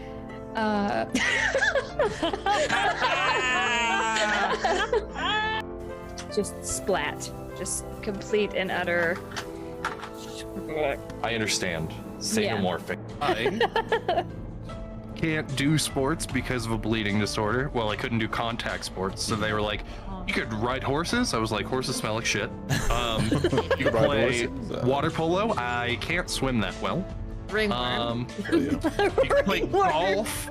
I'm sorry. Golf? That was a I'm part a of my school. teenager. I don't own a boat. I can't complain that much about the weather. They won't even let me rent a fucking golf cart. Yeah. So I got Yeah. golf lessons, and Sorry, was it playing golf? So I busted my mouth open with a fucking club, bending down to get a ball one time, and and I stopped doing golf. Full level 2. Okay. By the way, I didn't mention that. Okay, so to hit, it is a 9. A 9 will miss, Rip. unfortunately. Swing and a miss. A swing and a miss. And that will bring us to Danis. Unfortunately, Danis, they did not get super within range of you. And I feel bad about that, but here we are. Just a melee in airship combat. Just melee. About that time, you hear a loud crash from the room that Danis is in. Nothing? Nothing.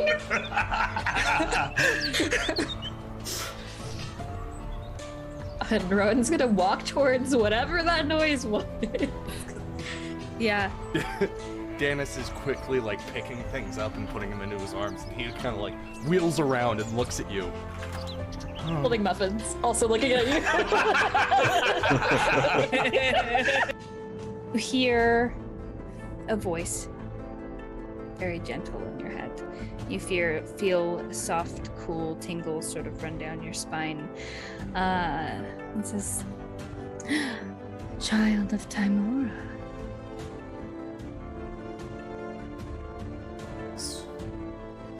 What is this? Who is this? Which god is this? Well, I know who Timora is, but No, like, I know, but this is not Timora.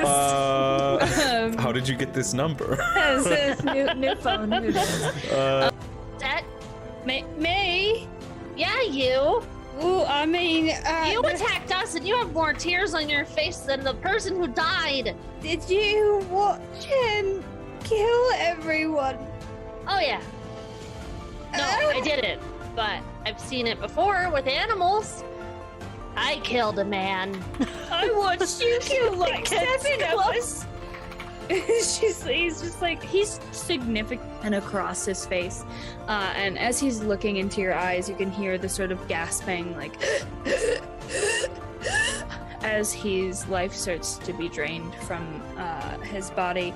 And as the sort of purple and green lines come across his eyes and he takes his last breath, you pull your hand away and you see...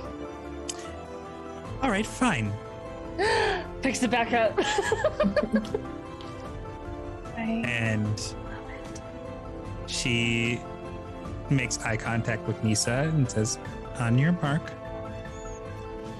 Ready? Set. Oh, hip hop! Yeah, gotta take it out. Hey, Or everybody. like the theater kid. 1, 2, 3, Hello, 4. friends. Hello. Welcome everybody back to the game. We spent the first half of the game kind of introducing the characters, what they were doing, the relationships they already have. We got a mouse. You do have a mouse. Is it a mouse or a fun. rat? It's a mouse. It is a tiny mouse. It has Okay. circle ears. You said tiny rat at one At the point. beginning. So Yeah. no, at the end. It is mouse. Tiny mouse. Mouse. Little itty bitty gray floofy mouse. I love it. Yee. So yeah, you guys introduced your characters, talked to each other a little bit, did some stuff, and then the mysterious voice called upon you. But this time it didn't take you forcefully, it asked you to come. What does it mean? And even Mist went without even like having anything to hold you. Like you didn't even need to go. You just showed up. You said, "Cool, I'm here to help." Gonna follow my friends. You are here calling us friends. Okay, interesting. Can I borrow 3 gold, friend? That would be very nice of you. It is great to meet you, friend. No. No money. So you guys were brought down by a ladder to another room. The mysterious voice has exclaimed that it won't stop having visions of you guys destroying them. So they are making rooms on rooms on rooms of things to test you guys. so that they can win this battle. They keep seeing visions of you guys killing them. So basically, you're lab rats. They pulled you in. They said, I need you to test this room. It's my goal to try to kill you, or at least test you. So here we are. You guys annoyed her by talking and talking over him and all sorts of stuff. So he just pulled you to the floor and said, shut the fuck up and do this puzzle. And here we are. So Amara and Rogar and Triple H are black tendrilled to the floor. One around both wrists, one around both ankles, and one around the neck. So you guys are like starfished out, laying on the floor. And mist and fungi remain standing. You guys managed to avoid the tendrils. In the room around you guys, oh, we need music. Yes. Give a second. We entered the Dominion. Tentacle It's time music. for music. Tentacle music, not tentacle music. Oh. No.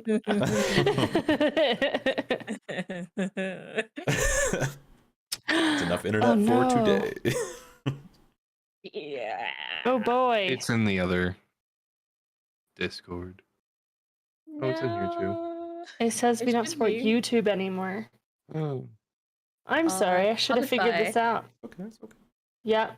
Spotifying. Ooh, yeah.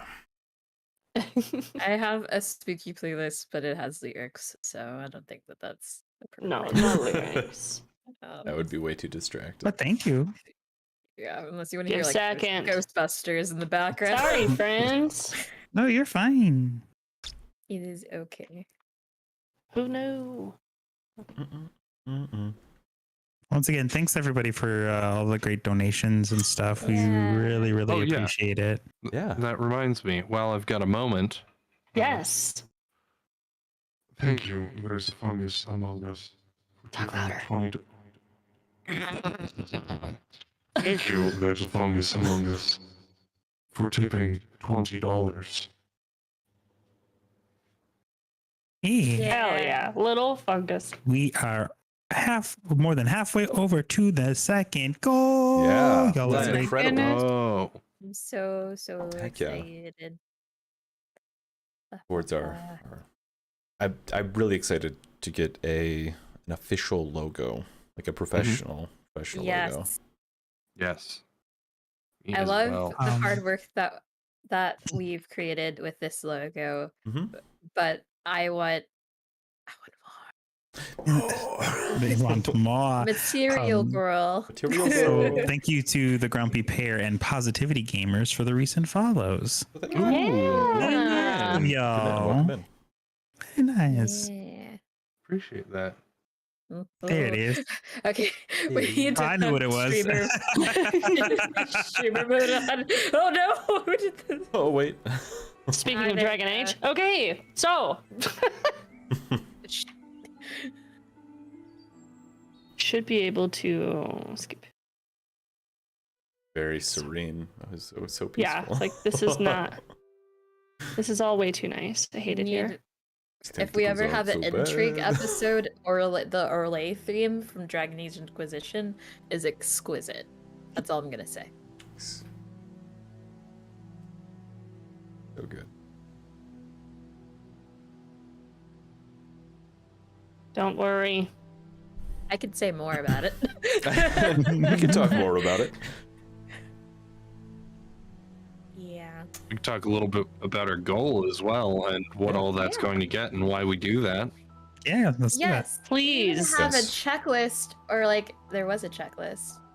Oh, yeah, let me find it. Yes. Okay, so what our goals will be funding is character art, which we've already reached that goal.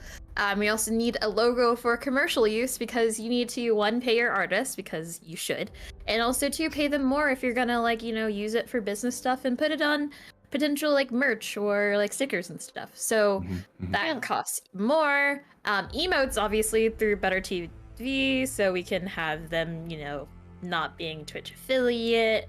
Animated intro, even like a stream pet Capamon. There's lots more of ideas that we have to still have to, you know, iron out, but those are our priorities as of this moment, to just make the stream better. Heck yeah. Thanks to y'all, we're doing that, and it's great. We are. We really appreciate it. Yeah. Oh, we just got another one. Yo.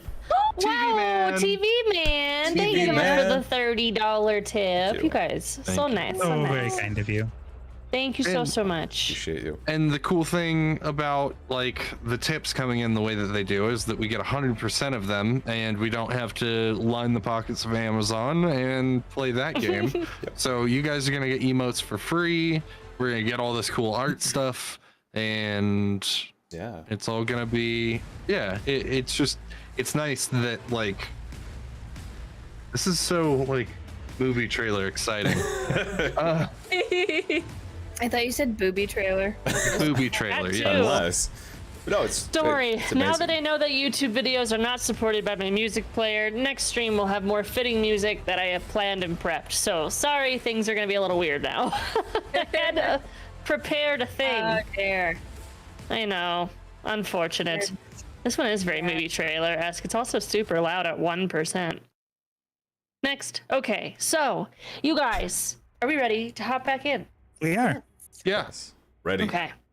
So you guys are strapped to the floor, and around you, you have 4 doors. It's just a square room with 4 doors on each wall. 1 door on each wall, totaling 4 doors. The western door from you guys depicts a storm on a coast. The northern door shows a wildfire in a forest. The eastern shows a calm rain over a pond. And the southern door shows a man controlling each of the 4 elements like a powerful monk. Inside the room, you can also feel a draft of wind coming from holes in the wall. Rogar is going to struggle against the tentacles and try to free himself. All right, make a strength check. I'd like to give him guidance. Can you give him guidance? Yes. Strength save? Strength saving. Oh, just a strength check. Athletics check. Athletics, I can do. I like athletics. You get to add a d4 to that because of the guidance. Ooh, nice. Ba-ba-ba-ba. 18. All Heck right. yeah. So as you pull at each of the tentacles, easily your body just breaks away from these black tendrils, which kind of puff into smoke as you pull against them, and you're free. Look at you. That won't work this time. Good for you. I didn't realize that it would work like that. And Fungi will go over and try and help Amara or Triple H, depending on who is closest. Yeah, Merz is gonna be hella. Can I have some help? I'll help whoever's not being helped by fungi. The fungi can walk over to Amara since Amara was actively asking for help. I will help Triple H. So that'll be athletics as you guys are pulling things, and Yeah. Amara, you can use the help action to help from below. Could I potentially have like acrobatics or dex to Yo. like slide, do weird feline bone structure things? Love that. Cats are liquid. And applesauce is a drink, apparently. Thank you. I agree. Thank you for the I $10 will tip. find you and shove that $10 down your throat as a drink. Fungi, no. What was that roll on your athletics, fungi? 7. All right. I And what was rolled your low. athletics roll, Amara? Oh, I didn't even roll. Let's see here. I think it's gonna be. Oh. Okay, it's not -1. It'll be 14. All right. So, including fungi's help, you guys break away the tendrils and they poof into black smoke as they kind of dissipate in the air. And Rogar goes up to Triple H, who is strapped to the floor. Let's do this. And 16. And what's your athletics? H. My athletics is a -1. So hold on a sec. I believe. 3. Okay. So with Rogar's help, you manage to kind of rip the tendrils off. They don't poof into smoke, but they kind of like shrivel onto the floor and end up disappearing after a moment. And you guys are all free. Standing in a room with 4 doors. Rogar will offer Triple H a hand to help her up. Are you sure? I'm kind of heavy. I'm kind of strong. Well then, go on. And You like extend a hand to help assist. kind of want her to make him deadlift. Fine, I will deadlift. What is your carry, or what's your push, pull, and lift weight? It's on your D&D Beyond. It should be under Where is that? the carrying capacity. Just click on it. It'll tell you how much weight you can push, pull, and lift. Where is carrying capacity? Under your inventory. No inventory. Ba-ba-ba-ba. Weight carried at the top left. Weight carried. Clicking on that, and then 480 pounds. Okay, you easily pick them up. Oh, I was hoping. Yeah, never mind. Anyway, thank you very much. Let's see, it wasn't that hard. All right. Well, now that I have gotten two thrills for the day, let's figure out how to get the fuck out of here. Yeah. I think And, that's a good idea. and she like rubs her neck a little bit, like. Yeah. Okay.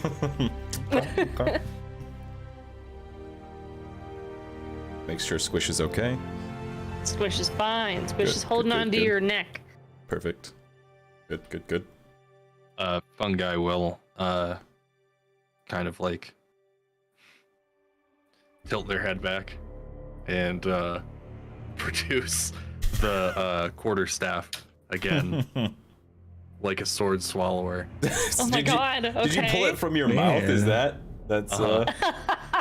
And at the end, like probably the last quarter, there are the mushrooms on it.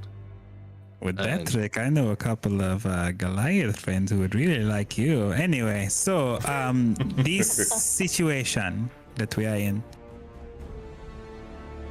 different than the last time. Not a big fan of the puzzles, but at least I didn't have to magic my way out this first bit already. So, what door?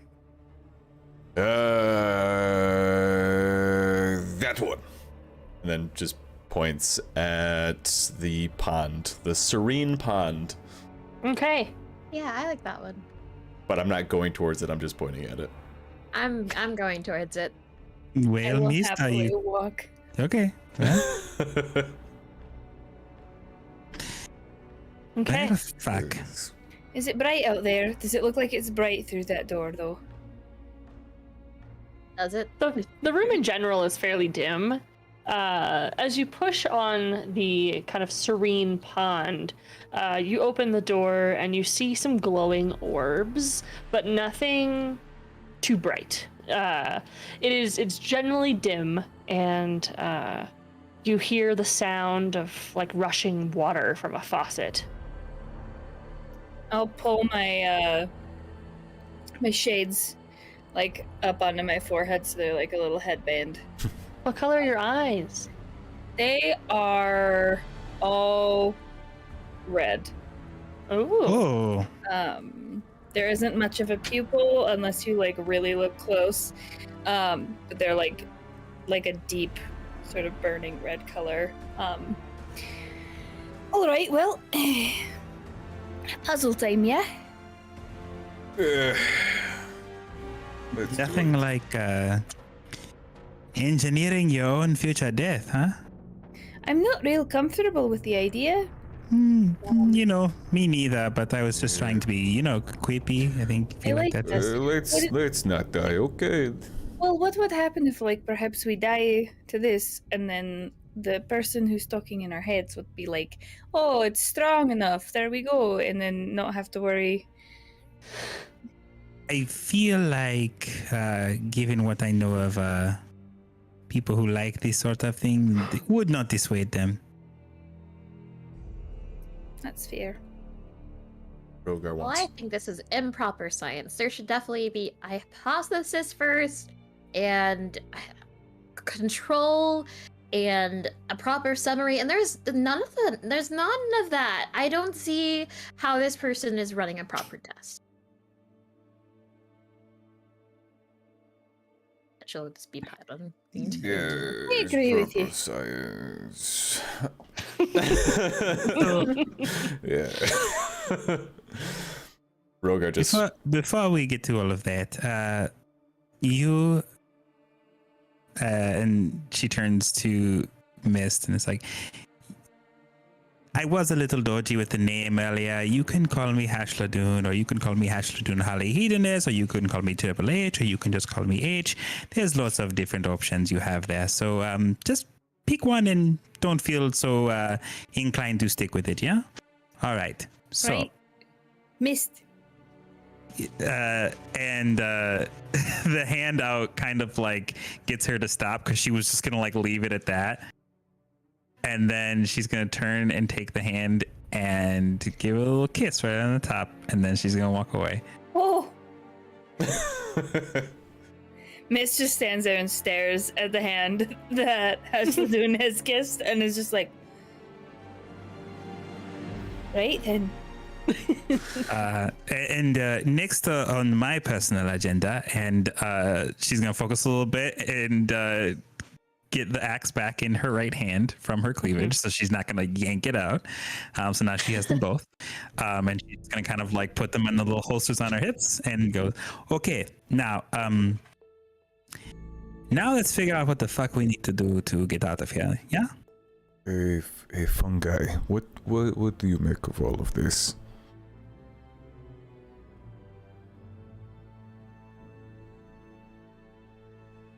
Of what in particular? The doors, science, and controls, and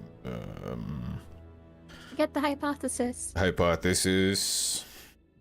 Hypotheses are important, but maybe not here. This place seems to defy logic. It is a pocket dimension, so it is the will of magic. Yes. It stinks of magic. Also, I think that the door with the monk is probably the answer. Oh, I hope he's friendly. well, then let's go to the monk door. All right, whatever. Honestly, Shall we? fungi, you're smarter than I am. So let's go to the monk door. All right. So as you guys kind of take your hand off of the door from the fountain, it closes and you no longer hear the waterfall behind you. With the points. Oh, be nice. Maybe we can go back after this. All right, monk door. Swings it open. Nez goes and not talking to the monk. I try to swing open the door. It swings open easily. I'm not afraid of this monk. Very afraid of underneath her those. breath, I am very afraid of this monk. Same. I'm not Is afraid of nobody that a anything. nose goes with me? That was pretty universal. Oh, do I touch my nose? What's the purpose? So you touch your nose if you don't want to do the thing, and then the last person to touch their nose has to do the thing. What if we want What to if you do don't have a the- nose? I guess any part of your face would work. Rogar touches Squirt's nose. Oh. Or doesn't have to do anything. You don't have to go. I'll go. All right then. Can I, before you go, real quick, if you all want to just hold on for a moment, I'll go ahead and cast Bliss on everybody except for myself. So you all get a D4. Oh wait, no, I'm gonna hold that because it's only a minute. I thought Bliss was an hour. Never mind, DM. Sorry about that. I heard nothing. You heard nothing. Good luck, and I'll slap you with the guidance. All right. Sounds good to me. And then All right, so Rogar just walks right in, lining the walls of this room. It is a just super long kind of palace room. It has like a red carpet from the door. Lining the walls are several statues carved to depict different elemental warriors in armor, and they appear to be in order of water, air, earth, and fire. In the far end of the room is another large statue, but it's facing the door, so it's facing you. It has just ripped arms and abs chiseled in, and it has 6 arms. 4 of them hold out in front, and 2 of them are above the head. In the room as well, there's just some glowing orbs around, so it provides dim light for everybody. There doesn't appear to be an actual person in here, though. doesn't look that tough.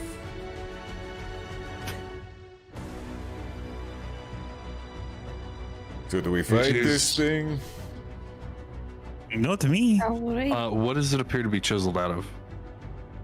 It appears to be stone. There's kind of like laced maybe some metals to like put the armor on the actual stone pieces. Stone is rather tough. I do think it does look rather tough, but so is your weapon. Yes. And then, speaking of, Rogar has a giant pole arm. It's a bardish, which is kind of like a pole arm axe almost. Which is it taller than he is. So it's a big weapon. Okay. I could take it. I don't need that many arms. So as you kind of like walk up to the statue at the end of the room, you begin to kind of get a clearer vision of the 4 hands that are held outward. There appears to be like an indentation of a dome kind of in there, in the palm, like something could be placed there. In all 4 hands. He looks like he's supposed to be holding something. Right? Back Could to it the be pond the- door. Could it be the... Maybe we have to go get the rocks from the pond, and then we put it in his hands, possibly. Because when we were out, and then Amara's going to like scurry out of the door, just to look back at like what the image was. Rogar, make a perception check as Amara leaves the room. Oh boy! Did anyone else step into the room? Yeah.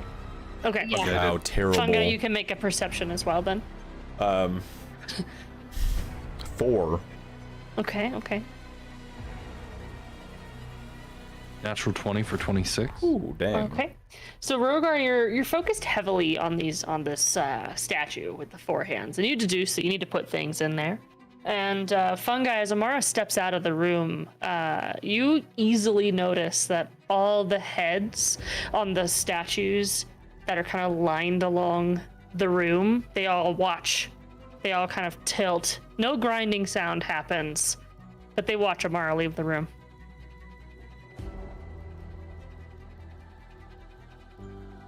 That's odd. They're supposed to be inanimate. What is odd? Wait. The statues watch people leave. They did what now? And you can. She's like what the fuck? I'm sure they will do it again if you watch closely. I'll follow Amara out of the room because I said I was heading to the door anyway. And Okay. Ashley will watch this time. Okay. The statue specifically.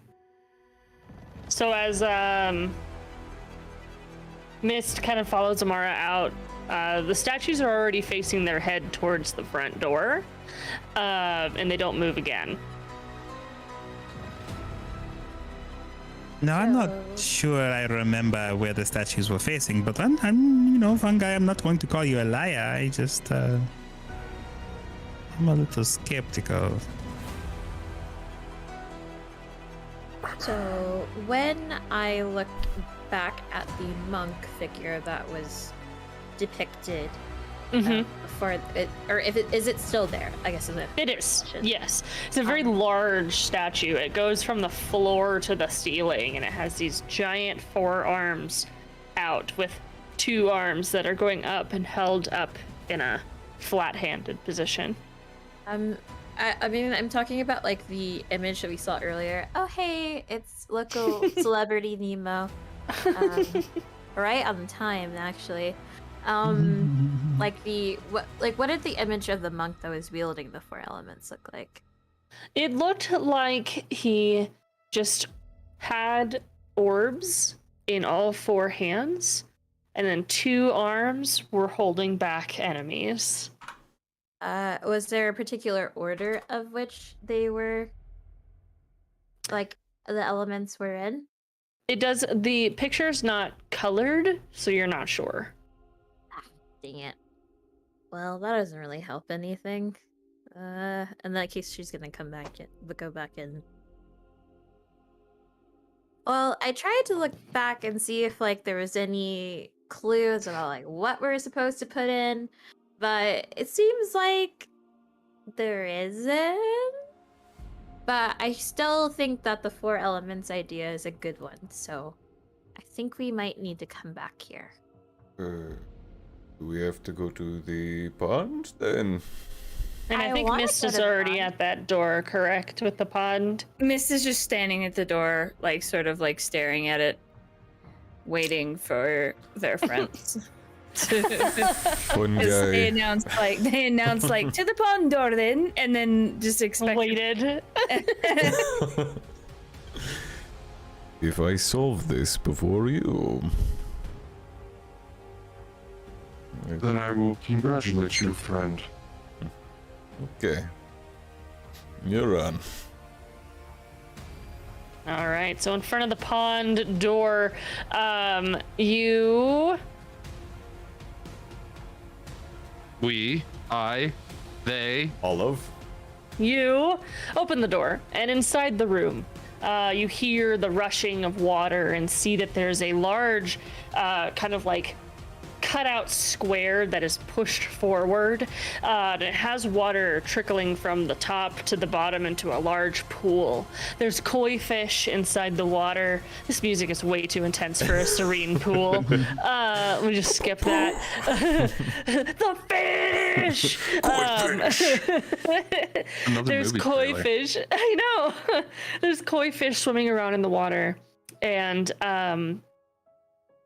you see the rest of the room is fairly plain. It's rectangle in fashion. You walk down a very small kind of hallway that leads to juts outward to the right and left, and then you have this large kind of like square pond. It's very beautiful. There's nothing really else going on in the room though. Are there any like orbs or anything in the water, perhaps? You can do a perception check while you look into the water. What did the hand indentations look like? So they kind of looked like a stone carved hand, and it had a very circular, cut out kind of like dome sort of placement ability. Looking for Looks like circles. they should hold. Yeah, you're looking for something circular. I got a 13. Okay, so you look into the water and you kind of see the fish kind of grouped in one specific area. I'd like to. And the water goes about 10 feet deep. Oh. So it's like a pool. Well, does anybody know how to swim? Yeah, I could swim. Amara looks like she's very excited about it. I can't hear your words, but Wait, Amara, did you want to go swimming? Swimming. if you look down there, there's like a grouping of fish. Do you see them? Do I see? Yes. Okay. Yeah, especially being directly pointed out. Yeah, I think that looks good. Let's see. Slap her on the back and give her guidance. Be like, you can Okay. do it though. Okay. Yes. And with that, Mara's gonna take off her satchel. Okay. And pull her poofy curly hair up into the bun, science style, as she calls it. And it's like, all right, I'll be back in a jiffy, and dives, like experience diving. 'Cause she Okay. swims a Hold lot. the satchel with the contempt. So experience diving. Let's roll an acrobatics check as you dive 10 feet down towards a grouping of koi fish. Ew. And from the outside of the water, everyone looking into the water can make a perception check. Nice. Ooh, a With advantage. 22. Rogar will have his 22 feet as you in the dive water. in. Okay. Ah. I will take the. What is my perception? Perception? Yeah. Ooh, 19. 22. Okay. Okay. 21. 18. All right. Okay. So, with ease, as Amara dives skillfully into the water, you see her just bolting down to the floor. Rogar, with your feet in the water, you begin to feel kind of pain. You look down and you see a koi fish biting your foot. Kick the And koi as Amara is diving down, you see koi fish kind of beginning to focus heavily on her and start swimming towards her. There's about 10 of them. I'd like And to told the Rogar, you take 1 point of damage from your little bite on your foot. You do what? Can I toll the dead on one of the koi fish? Yes. I'd like to. It's a DC 13 Wisdom saving throw. All right. 15. Well, shit. That was quite a high roll for a little fishy. I'm a little bit suspicious. I know, it's just a flat D20, sorry. How big are the koi fish? They're, I would say, forearm size. They're about the size from like fingertip to elbow. They're Okay. pretty big. That's yeah. Yep. Amara, as you're swimming downward to your 10 feet, you get to the bottom pretty quickly and you find yourself a key. It's green in nature, and you pick it up, and the fish kind of begin to surround you in a bubble.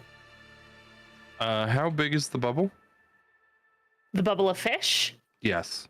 I'd say it's approximately. Amara is 5 foot. So it's approximately 6 feet. Circular. Okay. Perfect. How far away is that bowl of fish? 4 feet from you, if you're at the top only of the 4 water. feet. Okay. Yeah, it's a 10-foot pool of water. Gonna go ahead and cast Wither and Bloom. Okay. You invoke both death and life upon a 10-foot radius sphere centered on a point within range. Each creature of your choice in that area must make a Constitution saving throw, taking 2d6 necrotic damage on a failed save, or half as much on a successful one. Okay, that was a 6 for the group. Okay, so they will take 2d6. It's a con save. Okay, I'll keep the 6. It's fine. In addition, one creature of your choice in that area can spend and roll one of its unspent hit dice. So if these things hit... So never as mind. you are casting from above the water, Amara, make a athletics check as some of the fish begin to close in on you. Is that bardic inspiration again? It's a D4 for your guidance. Oh yeah, that's what it was. I'm the one with the bardic inspiration. It's a 13. Okay. And your roll. 4 necrotic damage. Okay, so half the fish kind of begin to float upward, but the other half come at you with opening maws. And you can see that it has rows and rows and rows of teeth. That's a 12 to hit. They do not hit. All right, so they kind of all swim. On the outside of the water, you guys see that the fish are just like haphazardly going around Amara. You have no idea if Amara's been hit or not. No blood is coming up from the top though, or to the top. And I guess you push off from the floor, or how do you get back up off the water? Yeah, she'll push off the floor and try to use her tail a little bit to help the process. Okay. And So roll an she'll- athletics check as the fish turn back around. Yeah, and With she also like to prepare an action to prepare I forgot what I named it. Homebrew, folks. Let's see, what is it called? What's it called? We're just getting through them. She's gonna use or prepare to use Healing's Wrath Cool. if anything hits, basically. Okay. And that is a 11 on the athletics check. All right, as you spring up 10 feet, at the bottom of your feet and your tail, you get an 18 to hit as the fish turn around and bite at your ankles, almost literally, and that will be 4 piercing damage. Ouch. Is she like Ouch. out? Like how? Like where are we in relate? Like is she out? So you guys are out of the Basically. water. She is springing out. There's a fish attached to her foot as it bit onto her foot as she jumped out of the water skillfully and has taken 4 damage as one of the fish can't breathe out of the water. But you have a key in your hand. And the fish below the water are just going crazy. But none of them are springing out of the water. The fish out of water is now going to Perish. be, Perish. well, it's going to be extra perished as Amara swings her claws at it and deals 3 necrotic damage to the fish out of spite. All right, and the fish perishes, just lays on the floor, and you can see that it has rows of teeth just kind of open. It's clearly a genetically modified koi fish. Can I take a crossbow bolt and like stab it through the head and then sort of use that as like a holder so we can cook it later? Yes? You have a large fish just kind of on a crossbow bolt. Dinner.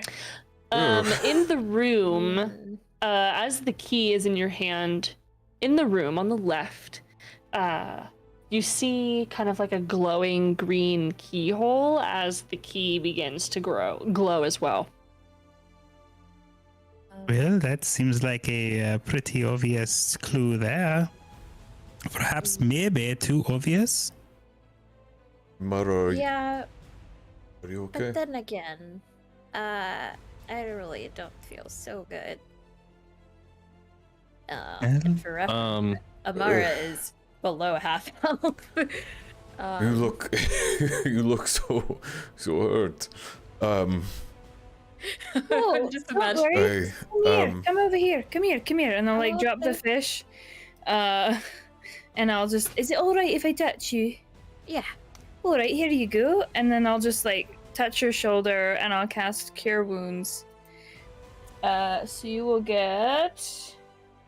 Where's my D8? There it is. Ooh, a whopping 7 points of healing.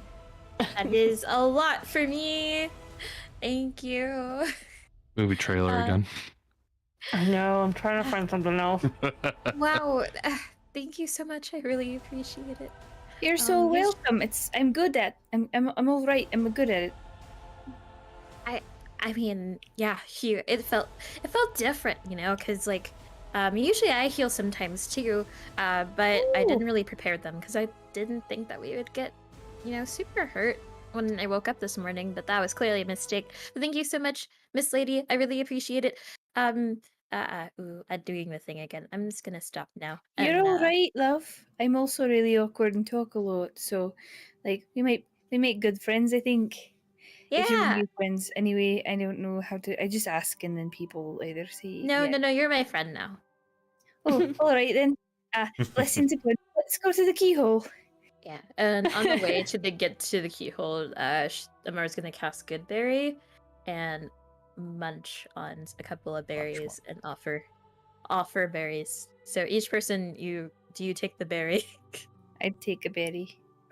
Triple H would definitely. Okay. Thank you. No, not fungi. You're very good at swimming, by the way.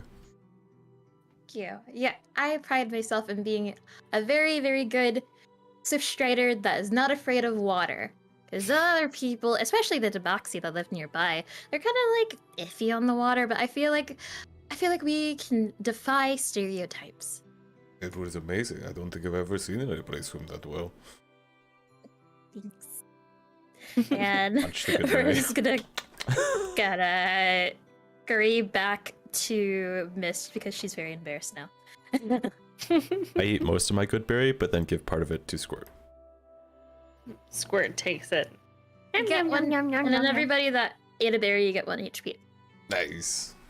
I'll Okay. take it. So you have the room. Sorry. Fungi is standing at the top of the pool and using the Halo of Spores reaction. So as long as they move into a space within 10 feet of me, or it starts their turn there, I can make 1d4 necrotic damage at them. So Fungi You are is just just kind of standing at murdering the edge of this fish. pool, basically like scratching at the ditch of their arm. And there's just like mushrooms falling out and into this pool onto the fish until they're dead. All the fish perish under the water with your mushroomy deadness. Murder. In the room with you guys, you still have a peacefully flowing waterfall. Behind you is the door back to the room with the 4 doors. And you have a key in your hand, Amara, that is glowing like the keyhole on the leftmost wall in the room you're currently in. How close is the waterfall? The waterfall is like 5 feet from where you are right now. I'm gonna take a sip from it.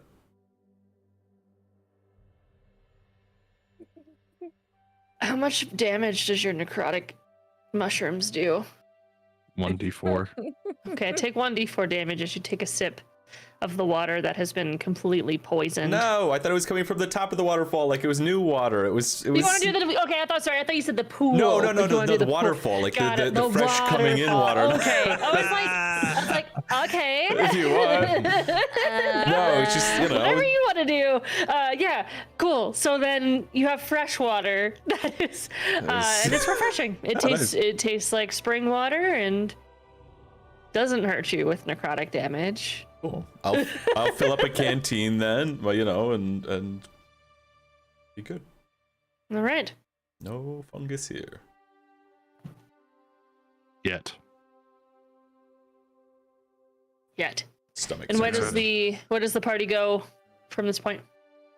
I think we should head towards the door, but due to recent circumstances, I do not want to be the one to do it. Yes, if there's any more swimming, I could jump in. If I will go. Yeah, here you go. Thank you. The hero of the day, Mr. Roka. I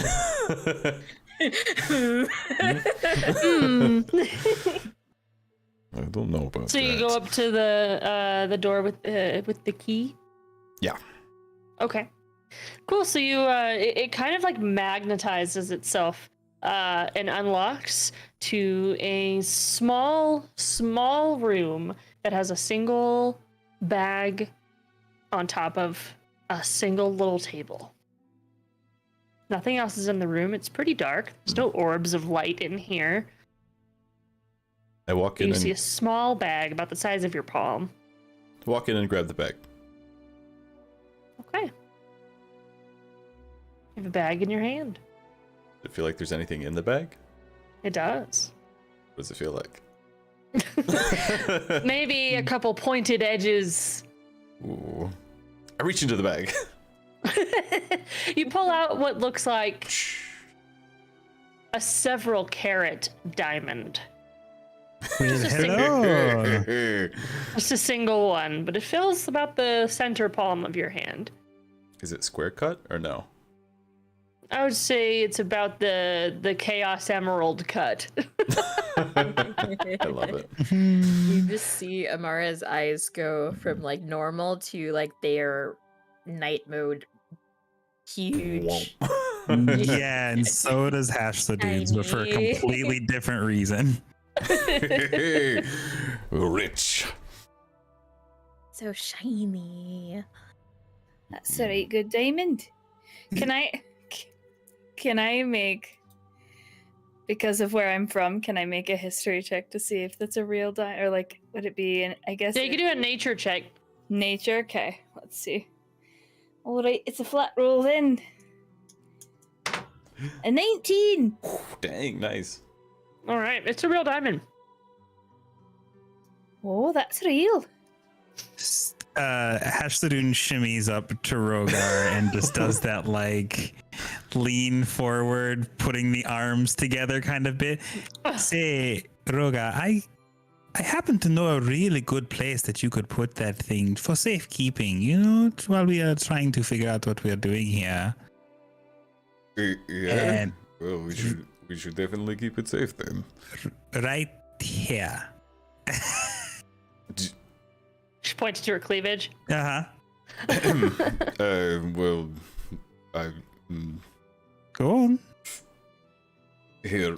It will stay nice. Oh, all right. So Hashtadun takes it, and she is going to just do a little maybe perception. Yeah, a little perception check of her own to see if there's anything wrong or cursed, perhaps, maybe. If you're looking for a curse, do an Arcana check. Okay, then I will. Thank you. I will do that then. That's actually a better roll for me. Anyway. Rogar is slightly embarrassed, not used to like the super straightforwardness. Yes, that is it. Hello, bright dystopia with the Yay! rain. Oh, welcome in. Thank you. So nice to have you. That's a 22 total. All right. 20 plus 2. You're not sensing anything magical about this, Wonderful. And whether she's going negative or positive. she's just gonna. It is As in you- the pocket. As you, do you not like tuck it in your boobs? Mm-hmm. Yep. That's what she's putting it. Perfect. So as you tuck it in, you hear, I will make you very rich if you continue to work with me. Take this as a gift. And the voice fades away. Fungi turns towards Mist. What is so special about this rock? Right, so they're like pretty hard to find, and when you mine them, you have to be real careful with them, and they're also really hard. Like really hard. Like you think a rock is hard, like a diamond is really, really, really hard. And they're real shiny, and people seem to like the shiny things, so it's worth a lot of money. But they make good weapons. I feel like a diamond encrusted axe would probably be worth like quite a bit of money, and it would be pretty useful. I like this idea. Yes. So I'm going to It's a keep it strange very concept. safe. Yes. It keep looks safe. quite safe, nestled right in your. It In looks my- very safe. Mist stares at the back of their hand for a second as they gesture. What did you say, Fungi? I don't remember. Okay. Bosom. Amara's going to try and like get in front of Rogar and like put her hand up as far as she can to cover up Squirt's eye. Avert your eyes. In front of Squirt! He's a baby! I'm not sure if I even reach, but I'm trying my best. Yeah, I mean, the tippy tops. The tippy toes. So, in the room you're in, there doesn't seem to be any activity. There's just the flowing water and then the room behind you, leading to the room with the 4 doors. Well, should we, traverse back to there? We should. This is. You got the key. Did Amara get a circular? It was a circular something? It's just a key, right? It was just a Just a green key. key that went into the green door. It's all present in nutshels. Maybe put the diamond in the hand. There's so Maybe- many hands. We try another door. Well, how many hands are there? There's 4 hands, right? 4? I believe there was 4 up and then 2 forward. Oh. For a Damn. total 6. Well, that's my idea. All right. Let's go to the next door. Yes, Yes. please. All right, you guys walk back out and you see the western door that has the storm on the coast, the northern door that has the wildfire in a forest, the door behind you now, which is the pond, and then the southern door that has the monk statue with the other statues that watched you walk in and out. So very bad fire or storm? Storms. Storm. Yeah. Okay, I'm used to storm door. storms. I could. Yeah. Big Rogar, you go first. Yes. No reason. What? No reason. No. Okay. I was going to go first. Then. Okay. I will follow. Thank you. Yeah. Rogard goes in. No problem. All right.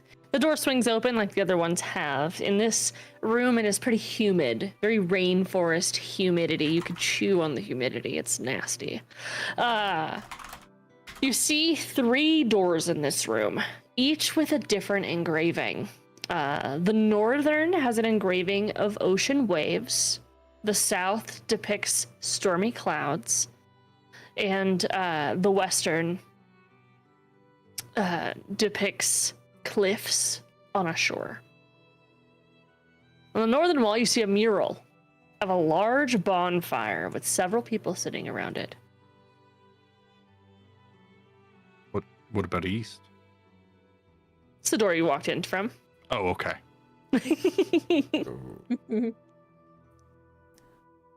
But fair question.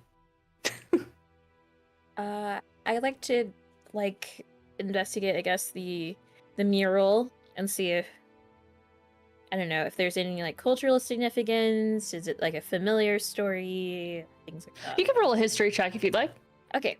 What are the pictures again? I'm Uh, sorry, just because I. Yeah, no worries. So you walked into a room. On the right, you see engravings of ocean waves.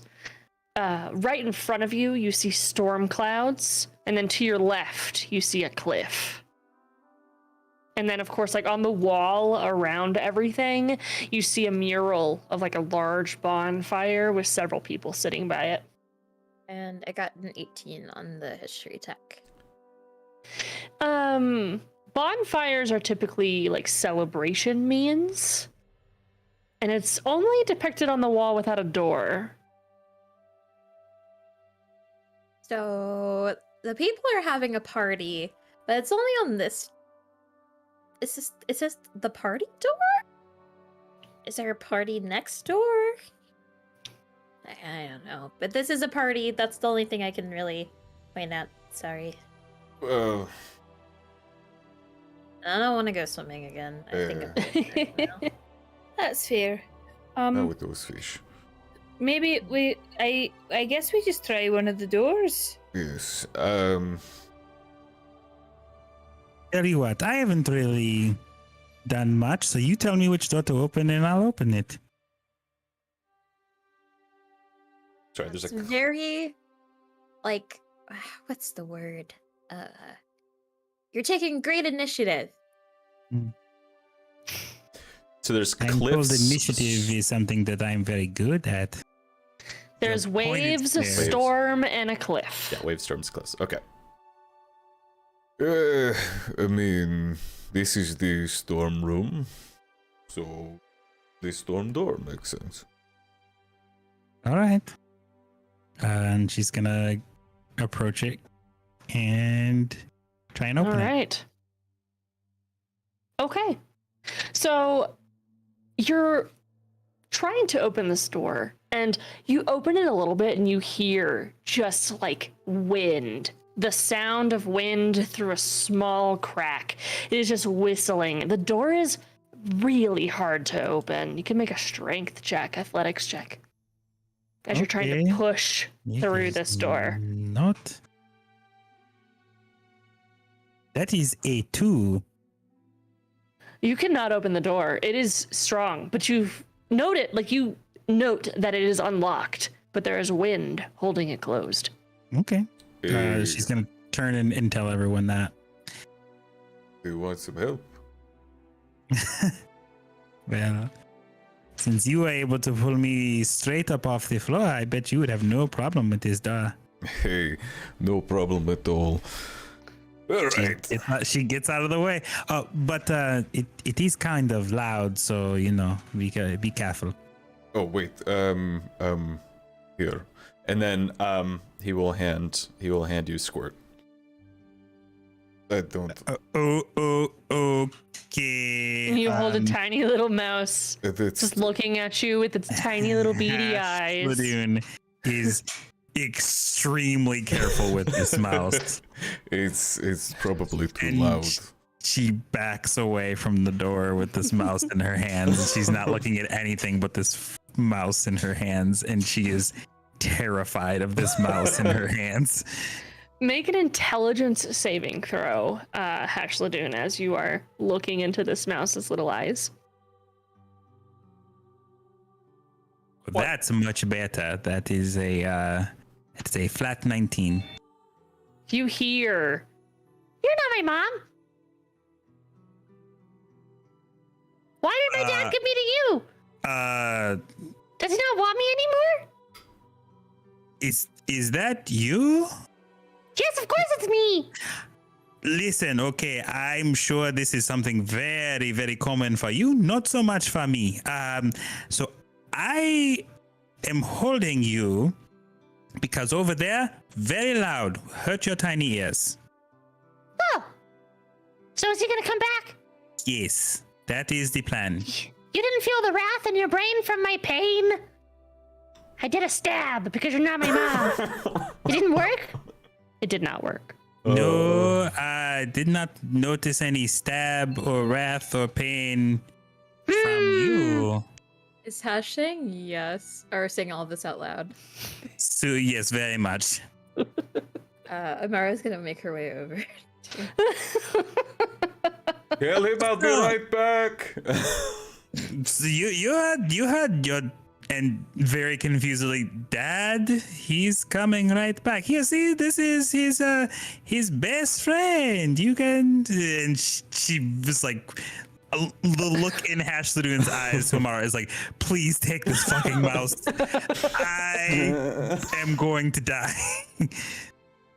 That Amara's gonna very gently grab Squirt and put it on her shoulder. And as soon as Hashladoon no longer has his mouse, she almost fucking faints. Like, just stumbles. What are Mist and Fungi doing in the room? Just watching, ready for action? Honestly, at this point, I was probably just watching Hashladoon have a conversation with a mouse that I could only hear one side of. And now I'm very intrigued by this mouse. In that case, Amara will walk to Mist. Fungi, you're and- muted. Sorry, we're not trying to talk over you. No, that's all good. No, it's okay. Go first. Fungi would probably help Rogar with the door.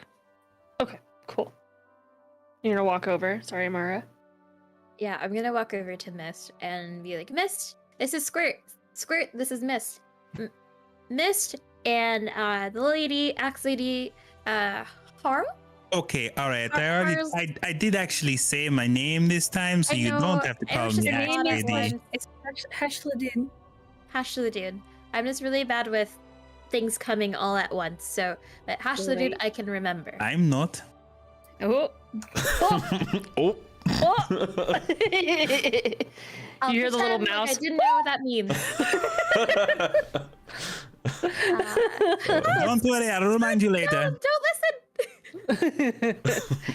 The mouse has like if a mouse could have a little furrowed brow, like it would absolutely have a little like V for eyebrows right now. Can I cast Speak with Animals again? Yes.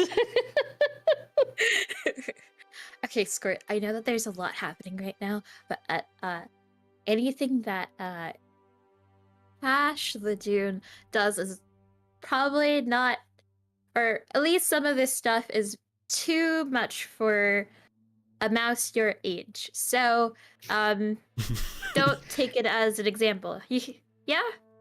I just want my dad to come back. He'll be back soon. And at the door, with Fungi and Rogar, you can Rogar, you can do a athletics check to push, and then Fungi, you can help All right, if you want to get push like this, on his back. yes, you can push my back. And we'll do it together. Ooh, okay. Nat 20 with 25. And your help, Fungi. Am I also rolling athletics? Yes.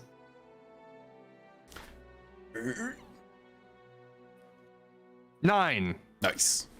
All right. You're Oh, level wait, no. 30. No, I lied.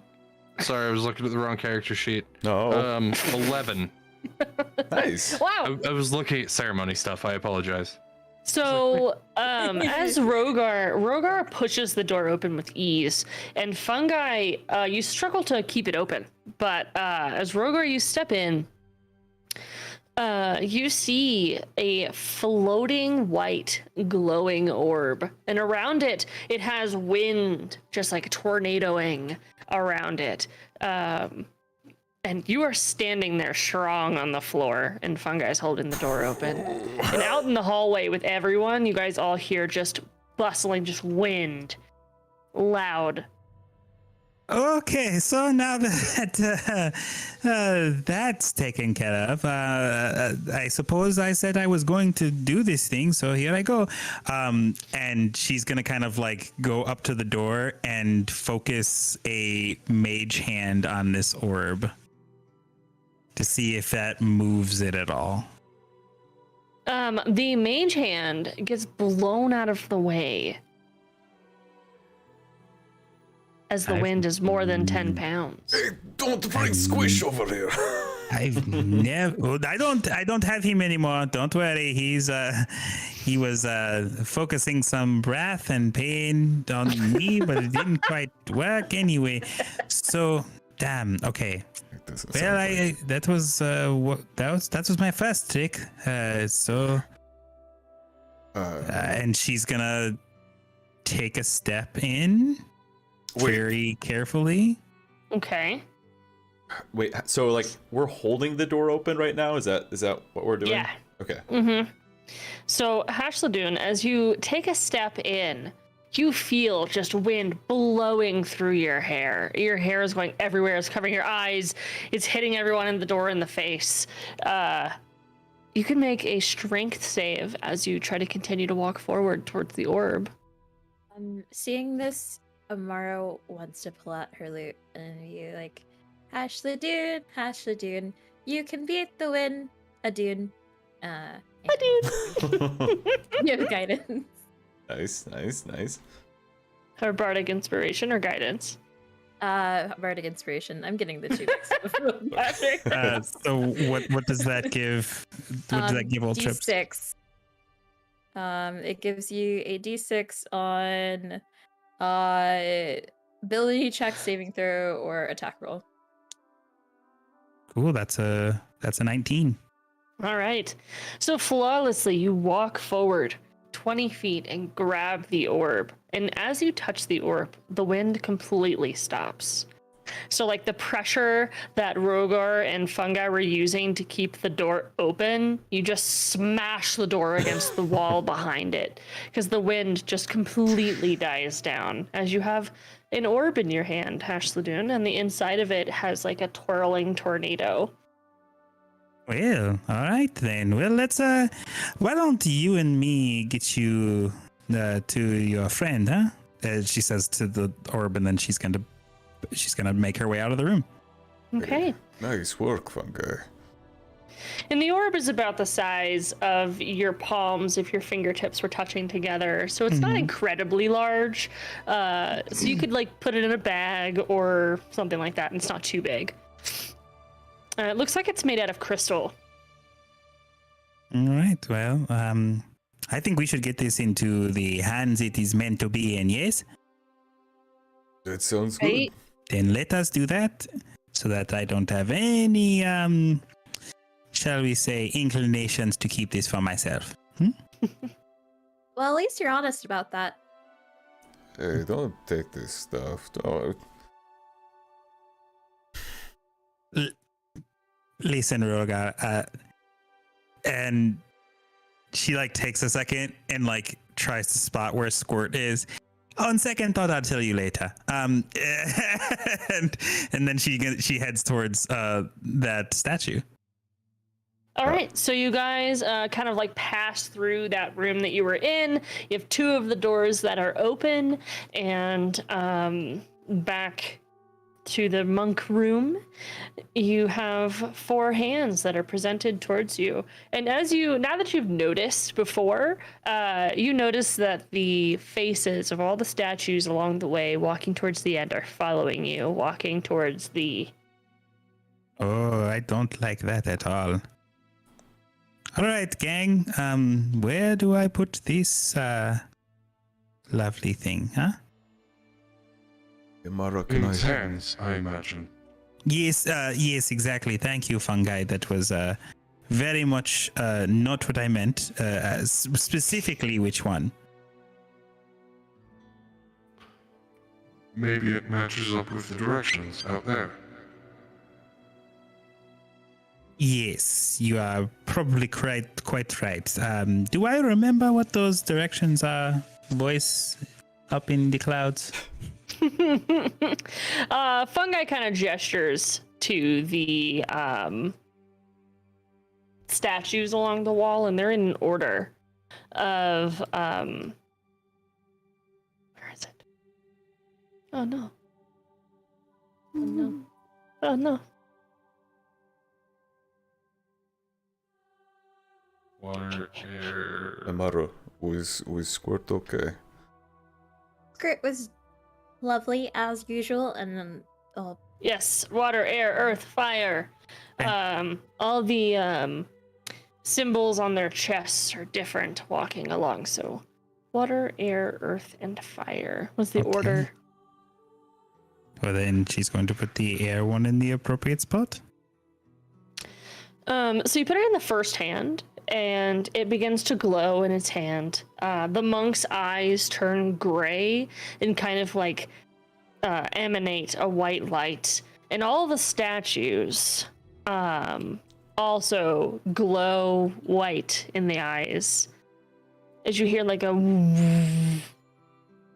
everyone in the room, which I believe is everyone, make a dex check. Oh, nice. As gusts of wind pour out from 8 different statues. Cool. Check or save? Safe.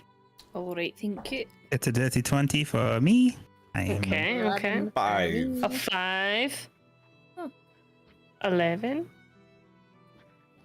I got a 9. Okay.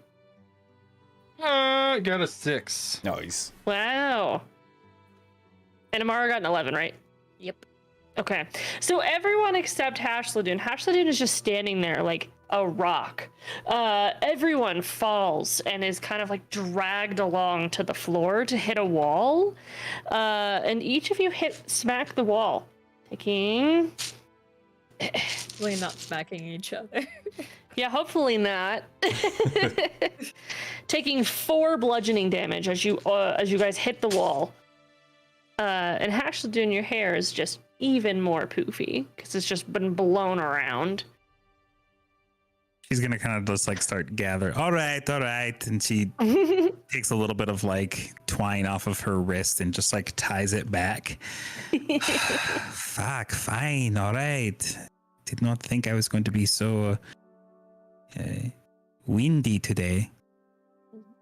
Like, Mara, from her position of being against the wall, if you need an extra hair tie, I have one. Thank you. Why did you all fall? It's windy. I don't Yes. do well against things that are pushy. All right. I'm top heavy. Same. Well, I guess it's my turn to help you all up, huh? And she's gonna kind of go over to kind of try and get them up on their feet. Aw. Thanks. And I have 4 more berries left in case anyone wants a berry. She pointedly starts with Mist. Mist makes direct eye contact with her. And then just goes, right, thanks so much. And then like, You know, we've got to stop meeting like this. don't talk to me like that because then I get flustered. No one likes me at home, and then I'm just gonna like turn and start walking towards the exit door. If you could see Hashladoon's face when you say that, the wolf is just like, just licking, full on licking lips, like, oh, okay. New target acquired. Dirt Yeah, board. anyway. Tired. Up you go, Amara. Come on. Thanks. Do you need a berry? I don't. Do you? I mean, I'm not going to turn down free food. Plops a berry. Thank you I'll very take much. One for myself. And then, You. it very professionally gets fungi back to their feet. Thank you. I appreciate it. You are quite welcome. And you, Roga, let's go on. All right, and then I will see if she can lift me. I'm She- sure you're. As soon as she feels any sort of resistance, she's just gonna fucking let go. Just says whatever. Rogar laughs. Sorry, I guess all the wind with the and problems. Yes. Like you. So as you guys are standing in the room with one orb in hand, you hear the voice again. Just, you've done well. I'm surprised. I feel like I need to hit harder. No, I think you. I shall. No, you really No, don't need to do that's that. okay. We'll see. We'll see. Rogar rubs I the am- bump on his head. I'm in quite a bit of pain already, and it isn't because of Clarence or Cynthia. I'll tell you that much. Good. Find the other 3. And it fades away. The other 3 what? Words? The orbs, yes. Mm. Yeah. Does anyone need some fixing? What do you mean? Like, you want to Like, be do you feel healed? bad? Oh, I feel great. All right, Hashladoon, do you need any help? Rogar's banged up. At least have a berry. What Puts last berry in his hand. did this do? If you don't want it. To answer your question, I am a little bit hurty, but let's hold off this new friend of ours does not seem ready to stop with the painful trial, so let's hold off on that a bit, yeah? All right, I'm gonna just go ahead and... Hey, Rogar, can you come here for a second? Hey, of course. What is up, my friend? Look at how neat this is. And What is this? Mist is gonna point at like one of your muscles and poke it and cast Cure Wounds real quick, just like very subtly, to give you a little bit of healing. Oh, So you're gonna get 11 points of healing back. oh, that feels amazing. Mist, realizing the mistake that they've made, will just turn and leave the room. Thank you. You're welcome. Feel better. Oh, great. You know, Bye, Rogar, Mist. you really should. You really shouldn't push on Mist's sensibilities like that. You're going to embarrass the little one. What do you mean? I'll tell you when you're older. How old do you think I am? It's not as old as me, that's for sure.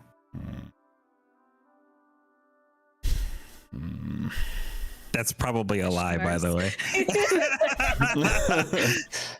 So Mist charged forth. Yes. There were other rooms in the storm room that were not yes. looked in, and then there was also the room that depicted the forest fire that is unopened. God, forest fire sounds awful. Do we catch up with it? Do we catching up? Where is Miss going? I'm just standing in the middle of the and I'm just gonna like. Mist always seems like they have like a mission, and then I ask them, and they're like, "I'm just standing there waiting." Here waiting. That's pretty much their life. Like, that's how they I function. love that. We can go to the party door. Oh, There's a party door. oh yeah, let's go to the party door. Party door. Which one is the party door? You know, Fire? normally I would be the very first one at that door. However, knowing where we are and what we are doing here, I do not feel like that is exactly the kind of party we want to be at. Nonetheless, we have to do it, so. I don't there's- remember seeing a party door. It was the We are one with the party. bonfire. Oh, Oh, sorry, fungi. I did the thing again. I'm sorry. no, that's okay. I sometimes have to delay on what I hear. But are we not a party? So it is our door. Yes. It's our door. We are a party. That is our door. Yeah. The guy that didn't know you could do jokes. That's so great. What do you mean? Okay, so there's this thing that's called like puns. So it's usually like when you have like it's a thing, and then it's also like another thing. So like people say nice buns, but like, you know, they're not like bread buns, they're more like buns on the butt, but Nice. stuff like that. Would you have food on your butt? I don't right now, because I mean, like, is a pack on your butt? If that counts, and yeah, there could be food on the butt. Did you want me to check for you? No, that's okay. To the party door, and I'm just gonna walk straight into the. Mist walks with purpose. You go to back through the storm cloud room, and there is the one door that you opened that had the wind orb in it. There's two additional doors. Which ones? What were they depicting? Let me see. Hold on. Are there the cliffs, right? And There was cliffs and ocean waves. And then there was a mural painted that had a bonfire. pretty DM. Thank you for the follow. Yeah, thank you very much. No. On fire door. So you go towards the bonfire and do an investigation check, Amara.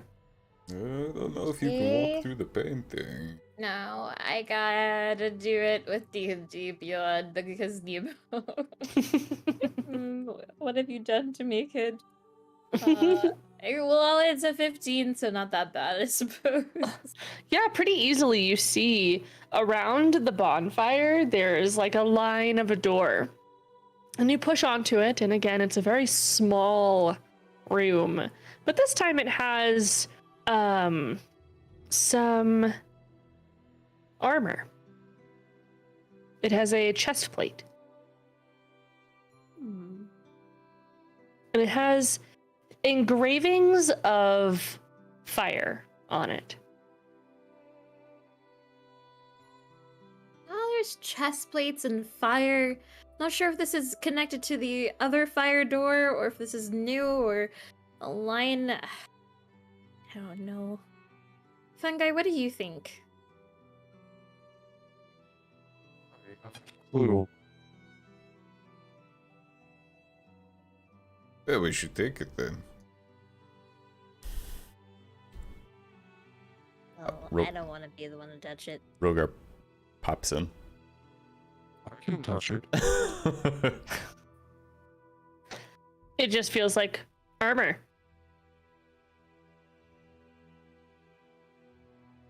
Nice. I guess don't put on the armor, or we can take the armor. Yeah, we take the armor.